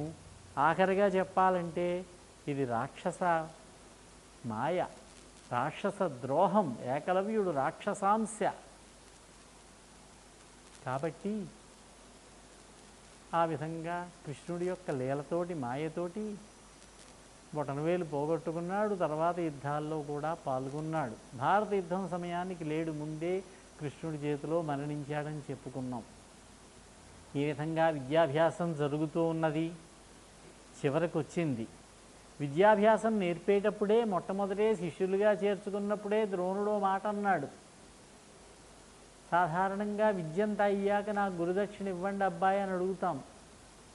మొట్టమొదటే చెప్పాడు, నేను మీకు విద్య నేర్పుతాను, మీరు నాకు గురుదక్షిణ ఇవ్వాలన్నాడు. కౌరవులు ఆలోచిస్తున్నారు ఏం చెప్పాలా అని. అర్జునుడు ముందుకొచ్చి నేను తప్పకుండా మీకు గురుదక్షిణ సమర్పించుకుంటాను గురువుగారు అన్నాడు మొదటి రోజునే. అప్పుడే అతని మీద అభిమానం పడింది ఆయనకి. శ్రద్ధగా విద్య నేర్చుకున్నాడు. విద్యాభ్యాసం పూర్తయింది. ధృతరాష్ట్ర మహారాజు గారి దగ్గరకు వచ్చి, మహారాజా కురుకుమారుల విద్యాభ్యాసం పూర్తయింది. కురుకుమారులు అంటే ఇద్దరూ కౌరవ కుమారులే. పాండురాజు కొడుకులు పాండవులు అంటాం, మిగతా దుర్యోధనుడు వాళ్ళని కౌరవులు అంటాం. కానీ కురువు వంశం వాళ్ళే వీళ్ళంతా, పాండవులు కౌరవులు కూడా. మీరు కనుక అస్త్ర విద్యా ప్రదర్శనం పెట్టినట్టయితే తప్పకుండా ఏర్పాటు చేయించండి, వారి యొక్క ప్రదర్శన చూద్దురుగానన్నారు. విదురుణ్ణి పిలిచి ద్రోణాచార్యులు వారు ఎలా చెబితే అలా ఏర్పాటు చెయ్యి అన్నారు. నగరానికి ఈశాన్య దిక్కున సమతల ప్రదేశంలో ఎత్తుపల్లాలుంటే సమతలం చేసి, అక్కడ పెద్ద విశాలమైనటువంటి ఖాళీ స్థలం, అందులో అతిథులు కూర్చుందికి, ప్రేక్షకులు కూర్చుందికి మంచెలు, రాజవంశం వాళ్ళు కూర్చుందికి గృహములు, డేరాలు ఏర్పాటు జరిగిపోయింది. అనుకున్న రోజున గురువుగారు ముందు వచ్చి వేదిక మీదకి వచ్చేసరికి కౌరకుమారులు పాండుకుమారులు వచ్చి పాదాభివందనం చేసి గురువుగారు ఆశీస్సులు తీసుకుని గురువుగారికి నూతన వస్త్రములు పెట్టి బహుమతులు ఇచ్చి ఆశీస్సులు పొందారు. ఒక్కొక్కరే ప్రదర్శన చేస్తున్నారు వాళ్ళ యొక్క శక్తిని బట్టి. భీముడు దుర్యోధనుడు వంతు వచ్చింది. ఇద్దరూ ఒకేసారి పోరాటం. అది యుద్ధంగా మారింది. చివరికి ఇక్కడే ఎవరో ఒకరు పోతారేమో అనేటటువంటి పరిస్థితికి వచ్చింది. దుర్యోధనుడికి ఆవేశం ఎక్కువ, కక్ష. భీముడంటే ఈర్ష్య. అశ్వత్థామని పంపించాడు ద్రోణుడు. అశ్వత్థామ వచ్చి గురువాజ్ఞ, మీరిద్దరూ కూడా యుద్ధాన్ని ఆపండి అన్నాడు. ఇంతకుముందు ఇంకో సంఘటన జరిగింది విద్యాభ్యాసం జరిగే రోజుల్లోనే. దుర్యోధనుడి ఆలోచన, భీముణ్ణి ఏదో విధంగా చంపేసినట్లయితే పాండవులు బలహీనపడిపోతారు. ధర్మరాజుని అర్జునుణ్ణి బంధిస్తే మిగతా వాళ్ళు కుర్రాళ్ళు, వాళ్ళు నకుల సహదేవులు నన్నేమీ చేయలేరు అని ఏవేవో ప్రణాళికలు వేసేవాడు.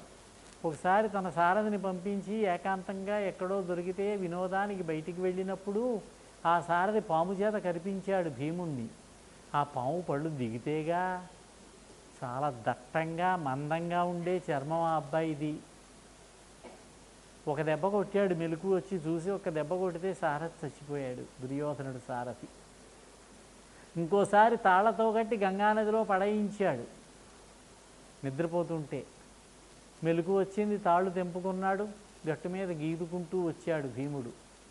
ఇంక ఈసారి ఏమైనా సరే గట్టి ప్రయత్నం చెయ్యాలని బాగా ఆలోచించి కొంతమంది వంట వాళ్ళని మంచి చేసుకుని గురువుగారికి చెప్పి ఒక ప్రదేశంలో గంగా తీరంలో గంగానది ఒడ్డున డేరాలు ఏర్పాటు చేయించేశారు.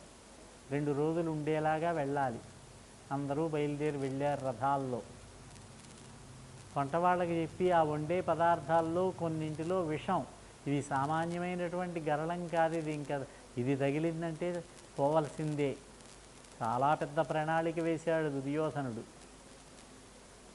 అందులో ఒక ఆటలో ఉన్న ఒక నియమం ఏమిటంటే ఒకరికి ఇంకొకళ్ళు తినిపించాలి. వీడు తినిపిస్తూ ఉంటే వాళ్ళు తింటూ ఉంటారు. భోజన పదార్థములు సమోసాలు లాంటివి అందాం. విషం కలిపినటువంటి ఆ భోజన పదార్థములను, పిండి వంటలను దుర్యోధనుడు మంచి మాటలు చెబుతూ ఈ నటనకేం లోటు లేదు అతనికి. భీముడి చేత తినిపించాడు. అతను తినిపిస్తున్నాడు, అతను తినేస్తున్నాడు. బాగానే తిన్నాడు కడుపు నిండా. మంచి భోజన ప్రియుడేమో. చల్లటి గాలి వేస్తున్నది గంగానది మించి. మత్తుగా నిద్ర పట్టింది. తాళ్లతో కట్టించి ఉండేటటువంటి తీగలతోటి ఎత్తైన ప్రదేశంలోంచి గంగలో పడయించాడు. ఇంక బయటికి రాడనమాట. నెమ్మదిగా గంగలో ములిగి పాతాళలోకం దాకా వెళ్ళాడు. అతనికి నాగలోకం. కొన్ని సర్పాలు చూసాయి, నాగలోకంలో ఉంటాయి, కరిచాయి. కరవగా ఎప్పటికో కాస్త విషం ఎక్కింది. ఆ విషం ఎక్కేసరికి ఇతనుకున్న విషం దిగిపోయింది. ఈ విషానికి ఆ విషం విరుగుడన్నారు. ఇది స్థావర విషం అతనికి పెట్టింది. పాములకు ఉండేది జంగమ విషం. జంగమ విషంతో స్థావర విషానికి విరుగుడు. ధర్మరాజు ఇంటికి వచ్చాడు. భీముడు కనపడలేదు. అమ్మా, తమ్ముడు వచ్చాడా అన్నాడు. లేదు నాయనా అన్నది ఆవిడ. భయపడుతూ ఉన్నది. విదురుడు కూడా ఓ కంట కనిపెడుతూనే ఉన్నాడు. కంగారు పడ్డారు, దుఃఖిస్తున్నారు. ఇంతలో విదురుడు వచ్చి, అబ్బా దుఃఖపడకు, వ్యాసుల వారు చెప్పారు మీ అబ్బాయిల జాతకాలు, వాళ్ళని చూసి వీళ్ళు దీర్ఘాయుష్మంతులు అవుతారని చెప్పారు. అందుచేత అతనికి మరణం లేదు. మిగతా 4 రక్షించుకో. ఇది మాత్రం రహస్యాన్ని బయట పెట్టకండి. ఎందుచేతనంటే ఎవరూ చూడకుండా చేస్తేనే వీళ్ళ బయట పెట్టారని ఇప్పుడు నిర్భయతిగా అందరూ చూసేలాగే చేస్తాడు దుర్యోధనుడు. దుర్మార్గులు వాళ్ళు. వస్తాడు, తప్పకుండా వస్తాడు కుమారుడు అన్నాడు. ఈ పాములు కరిచేసరికి ఒక్కసారి మెలకు వచ్చి కాలుతో తొక్కేశాడు పాముల్ని. చాలా పాములు మరణించాయి. నెమ్మదిగా ఈ వార్తను తీసుకెళ్ళి అతన్ని తీసుకుని వెళ్ళి వాసుకు దగ్గరికి తీసుకెళ్ళారు, పాతాళలోకానికి రాజు. ఆయన దగ్గర ఓ సహాయకుడు ఉన్నాడు, ఒక సేనాధిపతి లాంటి వాడు, ఆర్యకుడు ఆయన పేరు. ఈ ఎవరబ్బాయి అనే వివరాలు కనుక్కుంటే ఆర్యకుడి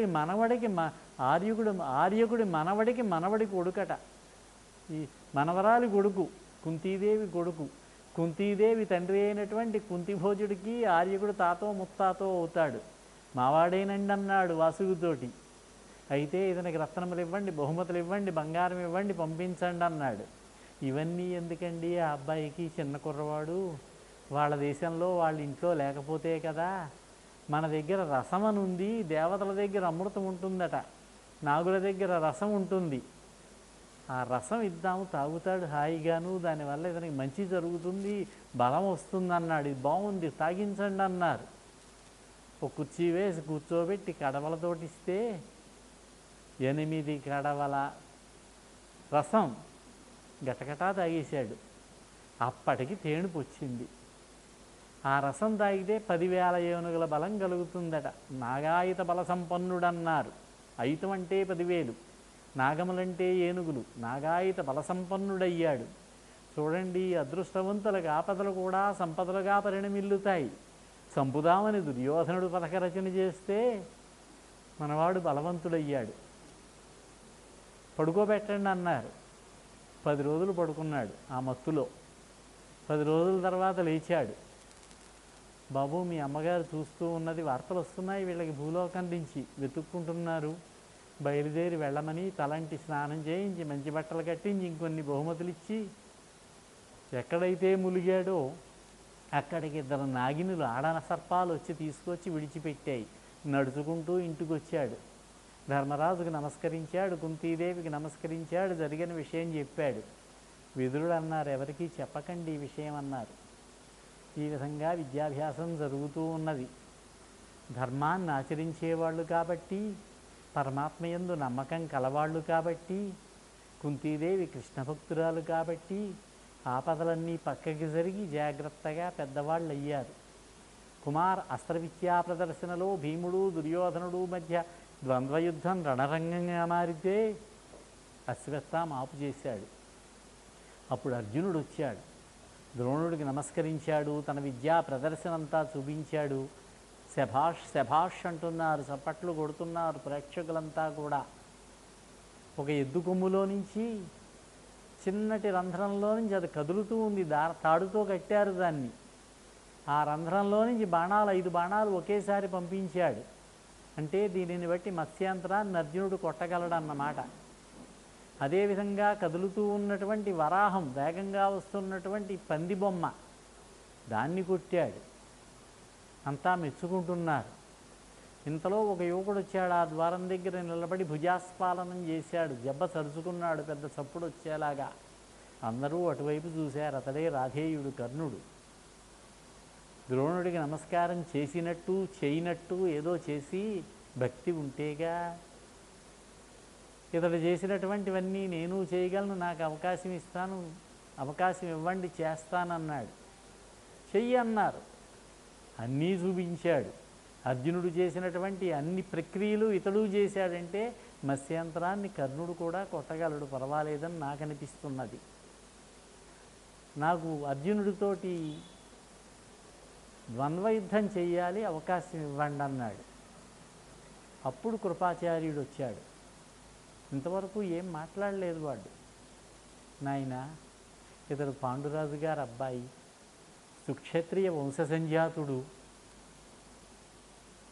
ఇతడితో యుద్ధం చేయాలంటే క్షత్రియుడే నిలబడాలి, ఇతరులు చేయడానికి లేదు. నువ్వెవరో చెబితే, మీ తల్లిదండ్రులు ఎవరో చెబితే, నీ యొక్క చిరునామా చెబితే అప్పుడు చేద్దుగానన్నారు. ఇవేదో వర్ణ విభేదమని కాదు ఇక్కడ. ఏదో విధంగా కర్ణుడిని పక్కగా జరపాలి. ఈ కర్ణుడిని చూసుకుని దుర్యోధనుడు రెచ్చిపోతున్నాడు అక్కడ. ఈ కుమార అస్త్ర విద్యా ప్రదర్శనలోనే 2 వర్గాలుగా ఏర్పడిపోయాయి. పాండవులు ఒక వర్గం, దుర్యోధనుడు ఇతరులు ఒక వర్గం. దుర్యోధనుడు ఆనందపడిపోతున్నాడు కర్ణుడి యొక్క మాటలు విని. కర్ణుడు వచ్చి అన్నాడు, పాపం తల వంచుకున్నాడు, ఏం చెబుతాడు సూతపుత్రుణ్ణని. కర్ణుడు అంటాడు, నదీనాంచ ఋషీనాంచ, నదులకు, ఋషులకు, వీరులకు, యోధులకు వర్ణం ఉండదు. ఎవరు బలవంతుడో అతడు క్షత్రియుడి కింద లెక్కే. వాళ్ళ కులాల్ని మనం లెక్క పెట్టకూడదు. నదులు, ఋషులు, వీరులు. ఒకవేళ మీరు కనుక ఇదే అభ్యంతరం పెట్టినట్టయితే నేను కర్ణుడికి అంగరాజ్యం ఇస్తున్నాను, అంగరాజ్యానికి రాజుని చేస్తానని తండ్రి వంక చూశాడు. ఆయన అక్కడ ఎగిరి పడిపోతున్నాడు ఆనందంగా, కళ్ళు కనపడకపోయినా వింటున్నాడుగా. భీష్ముడు చూశాడు, కుర్రవాడేమో అంగరాజ్యానికి రాజుని చేస్తానంటున్నాడు. తల ఊపుతున్నాడు ధృతరాష్ట్రుడు. ఈయనేం మాట్లాడతాడు పాపం, వాడు చెడ్డ పని చేసినా ఏం మాట్లాడి ఈయన. ఆయన యొక్క నిర్ణయం ఒకటే, కురుసింహాసనాన్ని, వజ్రసింహాసనాన్ని రక్షించి సంరక్షకుడుగా కాపాడమే. తన ఒంట్లో శక్తి ఉన్నంత వరకు, తన శరీరంలో ప్రాణములు ఉన్నంత వరకు మహారాజు ఏ పని చేసినా అడ్డు పెట్టడు ఈయన. వెంటనే దుశ్శాసనుడిని పిలిచాడు, ఓ బింది నీళ్లు తెప్పించాడు, కొంత పూజా సామగ్రి తెప్పించాడు, పరిచారికా గణానికి చెప్పి ఒక కుర్చీ తెప్పించి వేయించాడు. ఆ నీరు పోసి అభిషేకం చేసి నువ్వు అంగరాజు అన్నాడు. కర్ణుడు ఆనందపడిపోయి, మహారాజా నా శరీరం నీదే, నీకోసమే నా శరీరం, నీకోసం నేను ప్రాణాలైనా ఇస్తానన్నాడు. నీతో స్నేహం చేయడమే నాకు అదృష్టం అన్నాడు. చివరి వరకు కూడా ఆ మాట మీదే నిలబడ్డాడు. ఎంత అధర్మమైనా సరే దుర్యోధనుడికి మంచి జరగడం కోసమే కర్ణుడు తన శరీరాన్ని ప్రాణమానాలని సమర్పించుకున్నాడు. అక్కడ తండ్రి ఉండి చూస్తున్నాడు. అతిరథుడు అతడు వచ్చాడు ఈ విలువిద్యా ప్రదర్శన చూడడానికి. వస్తే నాయనా కుమారా అన్నాడు. తండ్రి అన్నాడు. ఇతనెళ్ళి ఆయనకి పాదాభివందనం చేశాడు. భీముడు అన్నాడు, ఓహో నువ్వు సూతపుత్రుడువా, హాయిగా రథాలని తోలుకో, అశ్వాల్ని తోలుకోక నీకు అస్త్ర విద్యందుకు వెళ్ళన్నాడు. అవమానపడ్డాడు పాపం కర్ణుడు. సాయంత్రం అయింది, దీపాలు వెలిగిస్తున్నారు. అశ్వత్థామ, దుర్యోధనుడు, దుశ్శాసనుడు, కర్ణుడు వీళ్ళంతా ఇటువైపు వెళ్ళారు. భీష్ముడు, ద్రోణుడు, కృపాచార్యుడు, పాండవులు ఇటువైపు వెళ్ళారు. ఏదో ఆవేళే జరగవలసినటువంటి పెద్ద యుద్ధాన్ని తాత్కాలికంగా నిలుపుదల చేయడం జరిగింది. కానీ బీజం మాత్రం ఇక్కడే పడింది. కౌరవులకి పాండవులకి ద్వేష కారణం. మర్నాడు పిలిచాడు శిష్యులందరినీ కూడా. ద్రోణుడు, మీకు విలువిద్య పూర్తయింది, నాకు గురుదక్షిణ ఇవ్వండి అన్నాడు. ఏమిటో చెప్పండి గురువుగారు అన్నారు దుర్యోధనాదులు. పాంచాల దేశపు రాజు అయినటువంటి ద్రుపదుడిని బంధించి తీసుకొచ్చి నా పాదాల దగ్గర పాడేయండి అన్నాడు. ఇంతకాలము కూడా ఆ అవమానం చేశాడు ద్రోణుడని లోపల లోపల రగిలిపోతున్నాడు. అపకారం చేశాడు ద్రుపదుడని రగిలిపోతున్నాడు ద్రోణుడు. కోపం, పగ. కౌరవుల ముందు పరిగెత్తికెళ్ళారు. వెనకాల పాండవులు ద్రోణుణ్ణి కలుపుకుని వచ్చి ద్రుపదుడి యొక్క పట్టణం అహిక్షత్రం రాజధాని, దానికి 4 క్రోశల దూరంలో నిలబడి చూస్తున్నారు.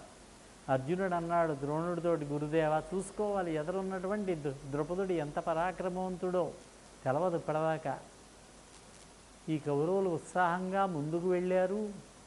ద్రుపదుడు సామాన్యుడు కాదు, అతడు వీళ్ళకు లొంగడు. వీళ్ళ యుద్ధం చేయనివ్వండి, తర్వాత మన అవసరాన్ని బట్టి చూద్దామన్నాడు అర్జునుడు. ఏమైనా చెబుతాడేమో ద్రోణుడని అయినా ఏమీ చెప్పలేదు.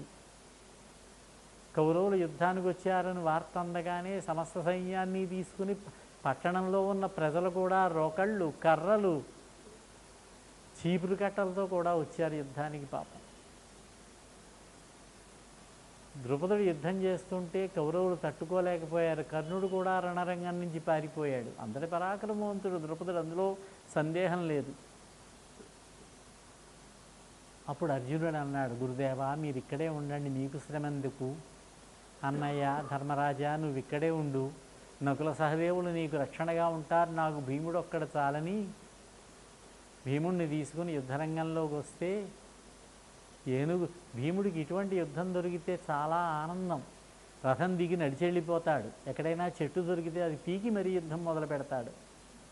ఆ ఏనుగుల యొక్క తలలు చితక్కొట్టేట గదపుచ్చుకుని. దారుణమై వృకోదరు గదా కులిశాహతిని అన్యవారుణీ వారణ సంచయంబు అభినవక్షత శోణిత ధారలొప్ప నిర్ఝారిత ధాతు నిర్ఘర విశాల శిలోచ్చయ సంచయాభమై ఘోరరణంబునన్ పడియే విక్షత హస్తి సవృక్ష పంక్తితో అంటారు నన్నయ్య గారు. గదలతో ఏనుగుల తలల మీద మోదుతూ ఉంటే పర్వతాల్లాగా కూలిపోతున్నాయట. రక్తం ధారలుగా కారిపోతూ ఉన్నది. ముందుకు చొచ్చుకుపోయాడు అర్జునుడు.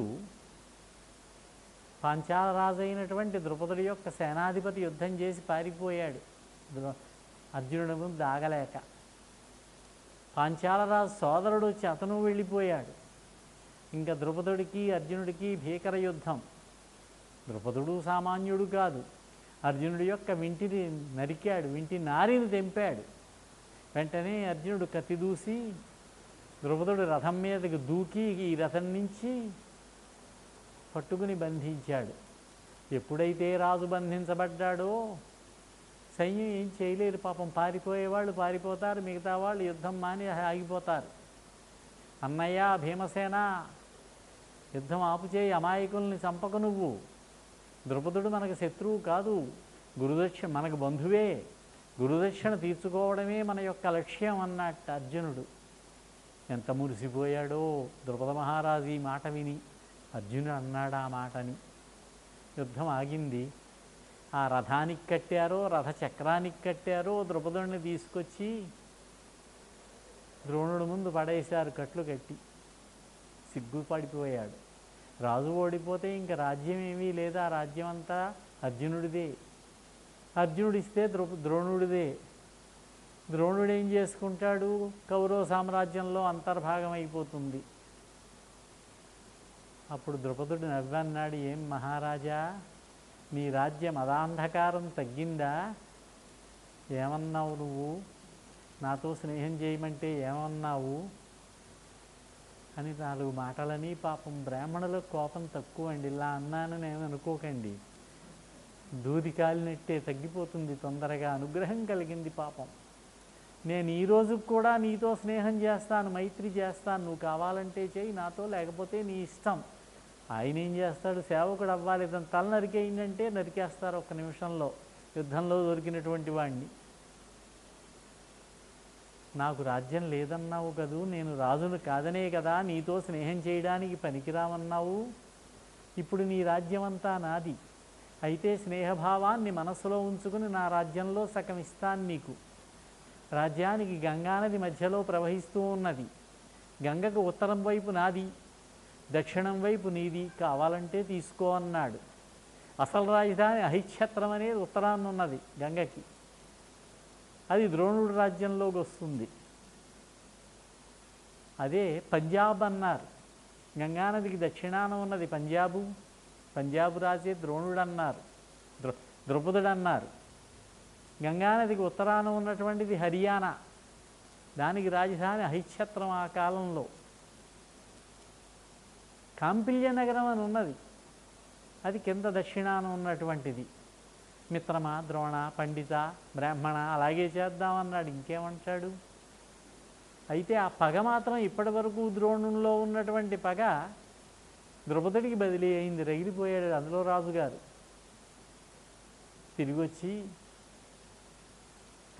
తనకున్నటువంటి ఏనుగులు, భార్యలు, కుమారులు అందరినీ తీసుకుని అహిక్షత్రం ఖాళీ చేసి రథములు, గజములు, గుర్రములు నెమ్మదిగా గంగన దాటి దక్షిణానికి వెళ్ళి ఊరు బయటే ఆగిపోయాడు.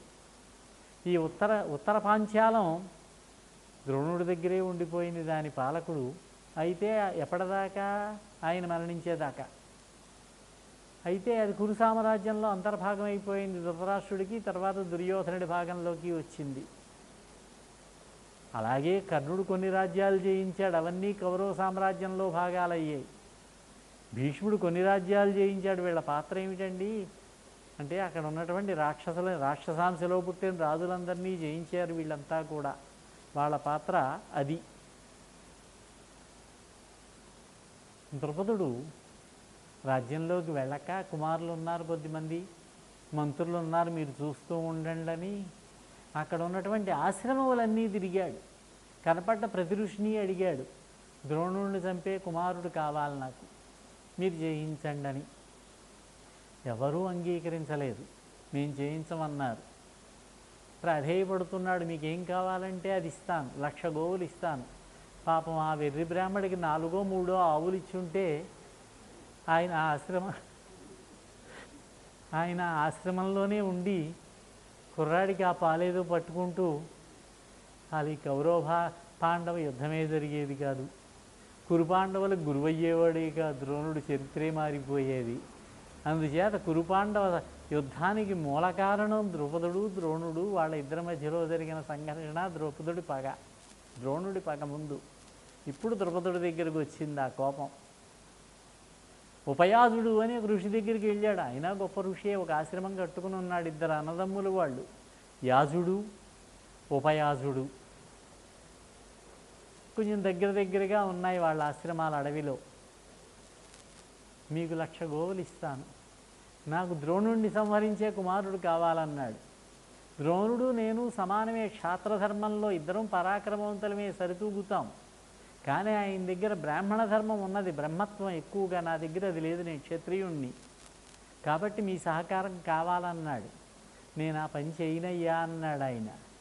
అయినా విడిచిపెట్టలేదు, ఇంకో ఏడాది సేవించాడు. అనుగ్రహం కలిగిన ఉపయాజుడు అన్నాడు, నువ్వు ఓ పని చేయవయ్యా, ఇక్కడికి దగ్గరలోనే మా అన్నయ్య ఉన్నాడు యాజుడు అని, ఆయన చేస్తాడు ఈ పని, ఆయన యొక్క మనస్తత్వం నాకు బాగా తెలుసు. ఒకసారి నేను ఆయన నడుచుకుంటూ వెడుతూ ఉంటే ఓ చెట్టు మించి ఓ పండు రాలింది. కింద పడ్డ ప్రదేశం శుభ్రమైన ప్రదేశం కాదు, అపరిశుభ్రమైన ప్రదేశం. దాన్ని కడుక్కోకుండానే తినేశాడు మా అన్నయ్య. అలాగే చిన్నప్పుడు గురుకులంలో విద్యాభ్యాసం చేసేటప్పుడు తనకు పెట్టిన అన్నం అంతా తినేసి పక్కవాడు కొంచెం మిగిలిందంటే నేను తినలేకపోతున్నానంటే అది కూడా తినేసేవాడు ఎంగిలి చూడకుండా. కాబట్టి ఇతడు తప్పకుండా చేయిస్తాడు, నువ్వు వెళ్ళన్నాడు. అక్కడికి వెళ్ళి ఆయనకి నమస్కరించి మీకు 1,00,000 గోవులు ఇస్తాను, నా చేత యజ్ఞం చేయించండి అన్నాడు. అబ్బాయి పుట్టాలి, ద్రౌపదుడిని చంపే కుమారుడు.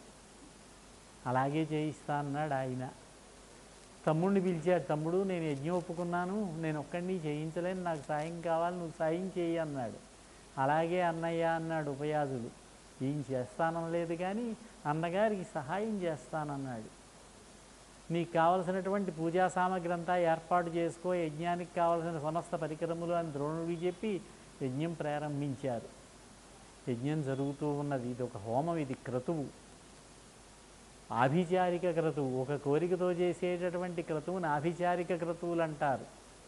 దశరథ మహారాజు చేశాడు పుత్రకామ ఇష్టి, కొడుకులు కావాలనే కోరికతోటి. ఇది పుత్రకామ ఇష్టి లాంటిదే, పుత్రుడు కావాలని.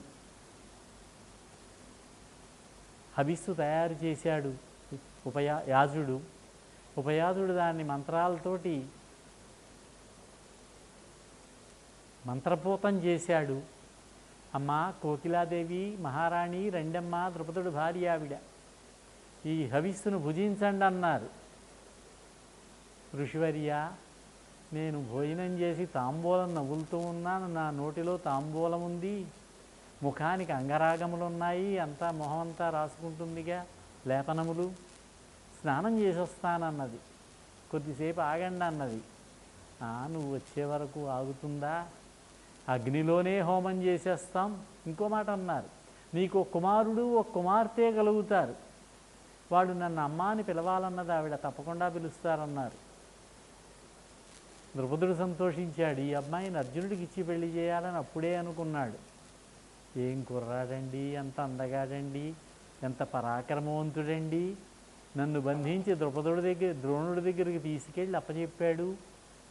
వాళ్ళ అన్నయ్య ముందుకొచ్చి యుద్ధం చేస్తుంటే అన్నయ్య వద్దు, సైన్యాన్ని ఏం చేయకు, ద్రుపదుడే మనం బంధించవలసిన వాడు అన్నాడు. ఎంత ధర్మాత్ముడండి, అటువంటి వాడు అల్లుడైతే ఇంకేమైనా ఉందా అనుకున్నాడు, ఆనందపడ్డాడు. నువ్వు రాకపోతే ఆగుతుందా, అగ్నిలోనే హోమం చేస్తామని అగ్నిలో హోమం చేశారు ఆ హవిస్సుని. రథంతో, కవచంతో, ధనుర్బాణములతో, అగ్ని సంభవుడైనటువంటి అగ్నిలా మెరిసిపోతూ ఉన్నటువంటి ఒక యువకుడు బయటకు వచ్చాడు. అతడే దృష్టద్యుమ్నుడు. దృష్టత్వాత్ జుమ్నవత్వాచ్చ దృష్టద్యుమ్న ఇతీరత అన్నారు. మంచి జోరుగా ఉన్నాడు, ఉత్సాహంతో ఉన్నాడు. తర్వాత అదే అగ్ని హోమగుండం నుంచి, అగ్ని మధ్య నుంచి ఒక అమ్మాయి వచ్చింది, నల్లటి వర్ణంతో, సౌందర్యవతి, యువతి. వీళ్ళు పుట్టడం చిన్నప్పుడు పుట్టి బాలిక ఇలా కాదండి. జనక మహారాజు గారు యజ్ఞం చేద్దామని భూమిని దున్నుతుంటే ఒక చిన్న పాపాయి దొరికింది. ఇంటికెళ్ళి భార్య అయినటువంటి పెద్ద భార్యకి ఇచ్చాడు. రెండో భార్యకి అప్పటికే ఊర్మిళ అనే అమ్మాయి ఉన్నది, పెద్ద భార్యకి ఇచ్చాడు. సభకెళ్ళి సాయంత్రం వచ్చేసరికి పెళ్ళిడికి వచ్చిన అమ్మాయి కనపడింది. ఎవరి అమ్మాయి అంటే పొద్దున్న మీరిచ్చిన అమ్మాయే అన్నది. భూమిలోంచి పుట్టింది సీతాదేవి, లక్ష్మీ స్వరూపిణి. ఆవిర్భావము అలాగే తిరోభావం, భూమిలో అదృశ్యమైపోవడమే, మరణించడం ఉండదు. ఇక ఆవిర్భావ తిరోభావాలే. పంచభూతాల నుంచి వచ్చిన వాళ్ళు వీళ్ళు. భూమి నుంచి వచ్చినటువంటిది సీతాదేవి, అగ్నిలో పుట్టినటువంటిది ద్రౌపది, నీటిలో పుట్టినటువంటిది పద్మావతీదేవి. తిరుచానూరులో పద్మావతీదేవి కమలంలో సరస్సులో కనపడిందట. ఇంకొక ఆవిడ వేదమంత్రముల ధ్వనిలో పుట్టింది. శబ్దగుణకం ఆకాశం నుంచి పుట్టింది. వేదమంత్రాలు చదువుతూ ఉంటే వేదవతి. పంచభూతాత్మకం. మరి వాయువు నుంచి ఎవరు పుట్టారో తెలియట్లేదు నాకు. ఈ నలుగురు మాత్రం చెప్పగలిగాను. ద్రౌపదుడి కుమార్తె కనుక ద్రౌపది అన్నారు. యజ్ఞసేనుడని పేరు ఆయనకి, అందుచేత యాజ్ఞసేని అన్నారు. పాంచాల దేశపు రాజుగారు అమ్మాయి కాబట్టి పాంచాలి అన్నారు. ఈ విధంగా కొన్ని పేర్లు వచ్చాయి. చక్కటి నీలమేఘ శ్యామ శరీరం ఆవిడ. అర్జునుడికి ఇచ్చి పెళ్లి చేయాలని అతని సంకల్పం. ఇక్కడ పాండవుల యొక్క అస్త్ర విద్య ప్రదర్శనం ముగిసిన తర్వాత ఇంకా ధృతరాష్ట్రుడికి తప్పలేదు. ధర్మరాజుని యువరాజుని చేశాడు. పెద్దవాడు కదా, వయసులో పెద్దవాడు. అసలు రాజ్యం పాండురాజుదే, అందులో సందేహం లేదు.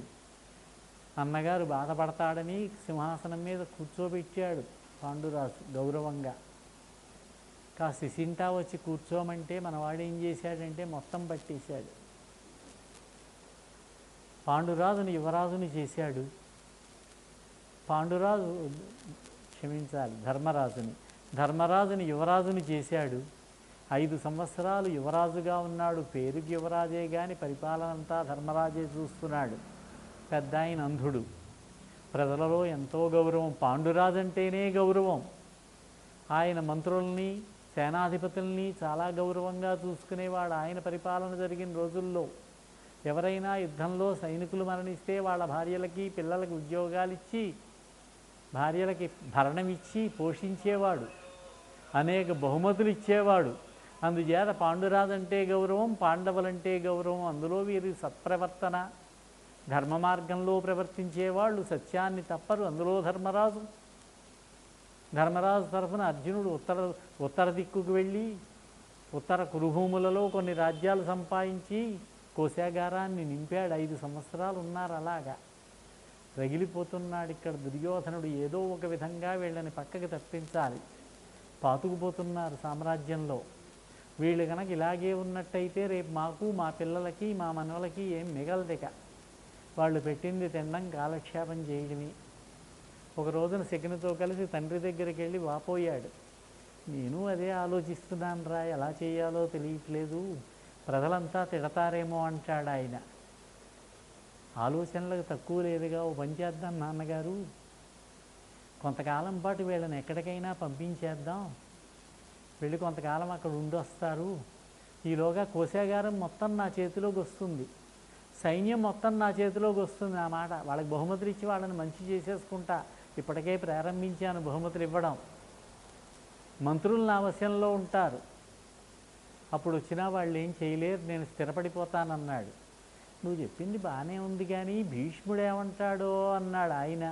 భీష్ముడు అలాగే చెబుతాడు, నేను చూసుకుంటానని ఒప్పించాడు. ఇంకా ధృతరాష్ట్రుడికి నమ్మకస్తులైనటువంటి మంత్రులు ఆయన చెప్పిన ప్రకారం వారణావతమట, కాశీనగరం, విశ్వేశ్వరుడు ఉంటాడట అక్కడ, పెద్ద వ్యాపార కేంద్రం, చాలా గొప్ప పట్టణం అది, అక్కడ ఉత్సవాలు జరగబోతున్నాయిట అని ప్రచారం మొదలెట్టారు. ధర్మరాజు గారి చెవిదాకా వచ్చింది అది. వేస్తున్నాడు ముసలాయన గుడ్డాయన ఏదో ప్రణాళిక వేస్తున్నాడని గ్రహించేశాడు. ఆయన వెళ్ళమనేదాకా ఆగడం ఎందుకని ఓ రోజు నేనే వెళ్ళి, పెదనాన్నగారు ఇక్కడ చాలా కాలం ఉంటున్నాము, ఒక్కసారి వారణావతం వెళ్ళి కొద్ది కాలం ఉండొద్దాం అనుకుంటున్నామన్నారు. అలాగా నాయనా, చాలా సంతోషం, నేనే చెబుదాం అనుకుంటున్నాను, వెళ్ళిరండి, అనేక దానాలు చేయొచ్చు, అక్కడ బ్రాహ్మణులు ఉంటారు, పండితులు ఉంటారు, వేదవేత్తలు ఉంటారు, వాళ్ళందరికీ కూడా మీరు దాన ధర్మాలు చేసి రావచ్చు, హాయిగా వెళ్ళమన్నాడు. ధర్మరాజు గారు ఇంకా తయారయ్యాడు, తప్పలేదు, దుఃఖపడ్డాడు పాపం. పట్టణ ప్రజలంతా కూడా మేము వస్తాం మీతోటి అన్నారు. వద్దండి, మీరు రావద్దు, మా తండ్రి ధృతరాష్ట్రుడు మాకు ఆజ్ఞాపించాడు, మళ్ళీ వస్తాం కదా, మీరు మాత్రం మమ్మల్ని మనసులో మర్చిపోకండి అన్నాడు ధర్మరాజు. ఇక్కడి నుంచి రచన. విదురుడు, భీష్ముడు, కొంతమంది పురప్రముఖులు, నది దాకా సాగనంపడానికి వచ్చారు పాండవులు 5 కుంతీదేవి. వచ్చినటువంటి పురప్రజలంతా ప్రదక్షిణ చేసి వెనక్కి వెళ్ళారు. ధర్మరాజు గారు చెబితే కొద్దిమంది దూరంగా నిలబడ్డారు. దగ్గరకు వచ్చాడు విదురుడు. నాయన యుధిష్ఠిరా, కొన్ని విషయాలు జాగ్రత్తగా గుర్తుపెట్టుకో. మీరు వారణావతానికి వెళ్ళబోతున్నారు. ప్రాజ్ఞ ప్రలాపజ్ఞ ప్రలాపజ్ఞమిదం వచః ప్రాజ్ఞం ప్రలాపజ్ఞ ప్రలాపజ్ఞం వచో బ్రవీత్. ముందు వెనుకలను తెలిసినటువంటి వాడు, బుద్ధిమంతుల మాటల్లోని మర్మాన్ని తెలుసుకోగలిగినటువంటి వాడు అయినటువంటి విదురుడు, ముందు వెనుకలు తెలిసి బుద్ధిమంతుల మాటల్లోని మర్మాన్ని తెలుసుకోగలిగినటువంటి ధర్మరాజుతోటి మామూలు వాళ్ళకి మామూలుగా అర్థమయ్యేలాగా, మర్మం తెలిసినటువంటి వాళ్ళకి విశేషార్థం వచ్చేలాగా, ధర్మరాజుకు మాత్రమే అర్థమయ్యేటట్టుగా ఇలా చెప్పాడు. నాయన, అక్కడున్న పౌరులకే కాదు, భీమాదులకు కూడా, కుంతీదేవికి కూడా ఏమీ అర్థం కాదు. వాళ్ళిద్దరూ ఏదో భాషలో మాట్లాడుకుంటున్నారు. ఇదేదో పాళీ భాష అన్నారు. నేను అనుకుంటాను ధర్మరాజు 17 ఏళ్ళు వచ్చే వరకు కూడా ఆ హిమవత్పర్వత ప్రాంతంలో ఉండేవాడు, శతశృంగ పర్వతం మీద. ఆ పర్వతీయులు మాట్లాడే భాష కొంచెం వేరుగా ఉంటుంది. మన తెలుగు మాట్లాడినా ఓ ప్రాంతానికి వెళితే ఆ భాష నాకే అర్థం కానట్టుగా ఉంటుంది. ఆ మాండలికాన్ని బట్టి ఆ భాష ఏదో నేర్చుకుని ఉంటాడు ధర్మరాజు. ఒక్కొక్కళ్ళకి ఒక్కొక్క విషయంలో ఆనందం. ఇక్కడికి వచ్చాక ఎందుకైనా పడుంటుందని విదురుడు నేర్చుకుని ఉంటాడేమో. ధర్మరాజు దగ్గర ఏదో భాషలో మాట్లాడారు. కాదు కాదు, సంస్కృతంలోనే మాట్లాడారు. కానీ ధర్మరాజుకే బాగా అర్థమవుతుంది. యో జానాతి ప్రజ్ఞాం నీతి శాస్త్రానుసారిణీం విజ్ఞాయేహ తథా కుర్యాత్ ఆపదం నిస్తరేర్యథా. నాయన యుధిష్ఠిరా, నీతి శాస్త్రానికి అనుగుణమైనటువంటి పరుల బుద్ధిని తెలుసుకున్నటువంటి వాడు దాన్ని తెలుసుకోవాలి, ఆపదల నుంచి తప్పించుకునే విధంగా ప్రవర్తించాల్సి ఉంటుంది నాయన అన్నాడు. కొంచెం అర్థమైంది, ఏదో ఆపదలు రాబోతున్నాయి, వీళ్ళు ఏదో ప్రణాళికలు వేయబోతున్నారు అర్థమవుతున్నది ధర్మరాజుకి. అలోహం నిశితం శస్త్రం శరీర పరికర్తనం యో వేత్తి నతు తం ఘ్నంతి ప్రతిఘాత విదం ద్విషః. ఇక్కడ లుప్తవర్ణ, అధికవర్ణ అని కొన్ని ఉన్నాయి. లుప్తవర్ణం అంటే ఒక అక్షరాన్ని తగ్గించి మాట్లాడడం, అధికవర్ణం అంటే ఒక అక్షరాన్ని ఎక్కువ పెట్టి మాట్లాడడం. మనకు అర్థం కాదు, పదం కొంచెం తేడాగా అనిపిస్తుంది. ఆ అక్షరం తీసేస్తే సరి అయిన అర్థం వస్తుంది. అలాగే వికృత వర్ణ, కొంచెం వంకరగా చెప్పడం, ఆ విధంగా చెబుతున్నాడు. అలోహం, అలోహం అంటే లోహం కాంది, అనాలా లోహం కానటువంటి వస్తువు, దాంతో నిన్ను చంపే ప్రయత్నం చేస్తారు. యుద్ధం చేయడం అంటే కత్తితోటి గదతోటి చేయడం, బాణాలతోటి చేయడమే కాదు, ఒక ఇల్లు నిర్మించి ఆ ఇంట్లో నిన్ను పెట్టి ఇంటిని దగ్ధం చేసినట్లయితే అది కూడా ఆయుధమే వాళ్ళకి. లోహాలతో నిర్మించినటువంటిది, శరీరాన్ని కోసేటటువంటి ఆయుధాన్ని నేర్పున్న వాళ్ళని శత్రువు హింసించలేడయ్యా. నేర్పుగా ఉంటే లోహాలతో నిర్మించబడి శరీరాన్ని కోసేటటువంటి వాడి అయినటువంటి ఆయుధాన్ని కూడా. ఇది అనలా ఊహం, అనలోహం అనాలి, అలోహం అన్నాడు. నకారం ఒకడు తీసేశాడు. అనలోహం అంటే దాహక ద్రవ్యాల చేత నిర్మించబడి ఉంటుంది. అది ప్రాసాదం, ఇల్లు. మీరు నివసించేటటువంటి ఇల్లు దాహక ద్రవ్యాలతో నిర్మించబడి ఉంటుంది. నెయ్యి, లక్క, గడ్డి, జనపనార మొదలైనటువంటి వాటితో పైకి చూస్తే చాలా అందంగా ఉంటుంది. ఎప్పుడైతే ధృతరాష్ట్రుడు పాండవులని వారణావతానికి వెళ్ళమన్నాడో దుర్యోధనుడు పురోచనుడు అనేటటువంటి మంత్రిని పిలిచాడు. మంత్రేగాని అతను కొంచెం చిన్న స్థాయి. పురోచన, పాండవులు వారణావతానికి వెడుతున్నారు, ఊరి బయట కొంచెం ఊరికి దూరంగా చక్కగా ఇల్లు నిర్మాణం చేయించు, నీ అనుచరులను తీసుకెళ్ళి తొందరగా తయారైపోవాలి. పైకి చూస్తే మంచి నగిషీతోటి చాలా చక్కగా ఉండాలి. మంచి ఆ లోపల ఉన్నటువంటి కుర్చీలు, పడుకుందికి శయ్యలు చాలా అద్భుతంగా ఉండాలి. విన్నటువంటి మా నాన్నగారు చూసినటువంటి పాండవులు సంతోషించాలి. కానీ అది తొందరగా అంటుకోవాలి, పైకి ఎవరికి అనుమానం రాకూడదు. పాండవులు ఏదో ఒక రోజున నేను నీకు చెబుతాను, దానికి నిప్పు పెట్టాలి నువ్వే, అక్కడే ఉండి వాళ్ళని చూస్తూ ఉండాలి కొంతకాలం. తర్వాత రాజ్యం నాది, నాదంటే నీదే, మన ఇద్దరిది అన్నాడు. వాడు గాడిదలు కట్టినటువంటి రథంతో వెళ్ళిపోయి ఇవాళే బయలుదేరిపో అంటే వెళ్ళిపోయి పని ప్రారంభించేశాడు. ఊరికి కొంచెం బయటగా, నాయన మీకు ఇచ్చేటటువంటి ఇల్లు ఇది అంతరార్థం, తేలిగ్గా మండేటటువంటి పదార్థాలతోటి తయారు చేయబడి ఉంటుంది, బయటికి కనిపించదు, కానీ గోడలు మొదలైనటువంటి వాటిల్లో ఉంటాయి ఆ దాహక పదార్థాలు, అవి హింసించేటటువంటి పదార్థాలు, వాటిని రాత్రిపూట ఉపయోగించే ప్రమాదం ఉన్నది. ఆ ప్రసాదాన్ని గమనించి ఉండండి, అప్పుడు ఇబ్బంది లేదు అన్నాడు. అలాగే ఎండుగడ్డిని, ఎండినటువంటి అరణ్యాన్ని, చలిని సంహరిస్తుంది అగ్ని. కానీ పర్లకు కనపడకుండా కలుగుల్లో దాముకుంటా ఏ ఎలకలు వాటిని ఏమీ చేయలేదన్నాడు. అంటే మీరు కలుగు తయారు చేసుకోండి, సొరంగాన్ని తయారు చేసుకోండి అని అర్థం. తనను తాను రక్షించుకోగలిగిన వాడు మాత్రమే జీవించగలడన్నాడు. కక్షఘ్న అంటే పారిశ్వచరుడు, పురోచనుడు, మీకు ప్రమాదకారిని కూడా సూచన ఇచ్చాడు. కళ్ళు లేనివాడు మార్గాన్ని తెలుసుకోలేడు, నేత్రం లేనివాడికి దిక్కులు తెలియవు, ధైర్యం లేనివాడు బుద్ధిమంతుడు కాలేడు. ఈ ప్రబోధాన్ని జాగ్రత్తగా గ్రహించి ప్రవర్తించండి అన్నాడంటే జాగ్రత్తగా ఉండాలి, ధైర్యం కలిగి ఉండాలి, దిక్కులు తెలుసుకోవాలి, కొత్త కొత్త మార్గాలు తెలుసుకోవాలి. ఆప్తులు కాని వారిచ్చినటువంటి అలోహమైనటువంటి ఆయుధాన్ని ఏ నరుడు స్వీకరిస్తాడో, ఆప్తులు కానిటువంటి దుర్యోధనాదులు ఇచ్చినటువంటి అలోహమైనటువంటి కత్తి ఇవ్వడం కాదు, ఇక్కడ ఇల్లు ఇస్తున్నాడు. ఎవరు తీసుకుంటాడో వాడు కుక్క స్వభావాన్ని గుర్తించి ప్రవర్తిస్తేనే అగ్ని నుంచి బయటపడగలుగుతాడు. అగ్ని అగ్ని అగ్ని అంటున్నాడు, ఈయన అర్థమైపోతున్నది మనవాడికి, ధర్మరాజుకి. కుక్క బుద్ధి, రాత్రి ఎక్కువ నిద్రపోదు కుక్క, చాలా జాగ్రత్తగా ఉంటుందంటే మీరు రాత్రి నిద్రపోకండి. ఆయన ఇచ్చినటువంటి సూచన అది.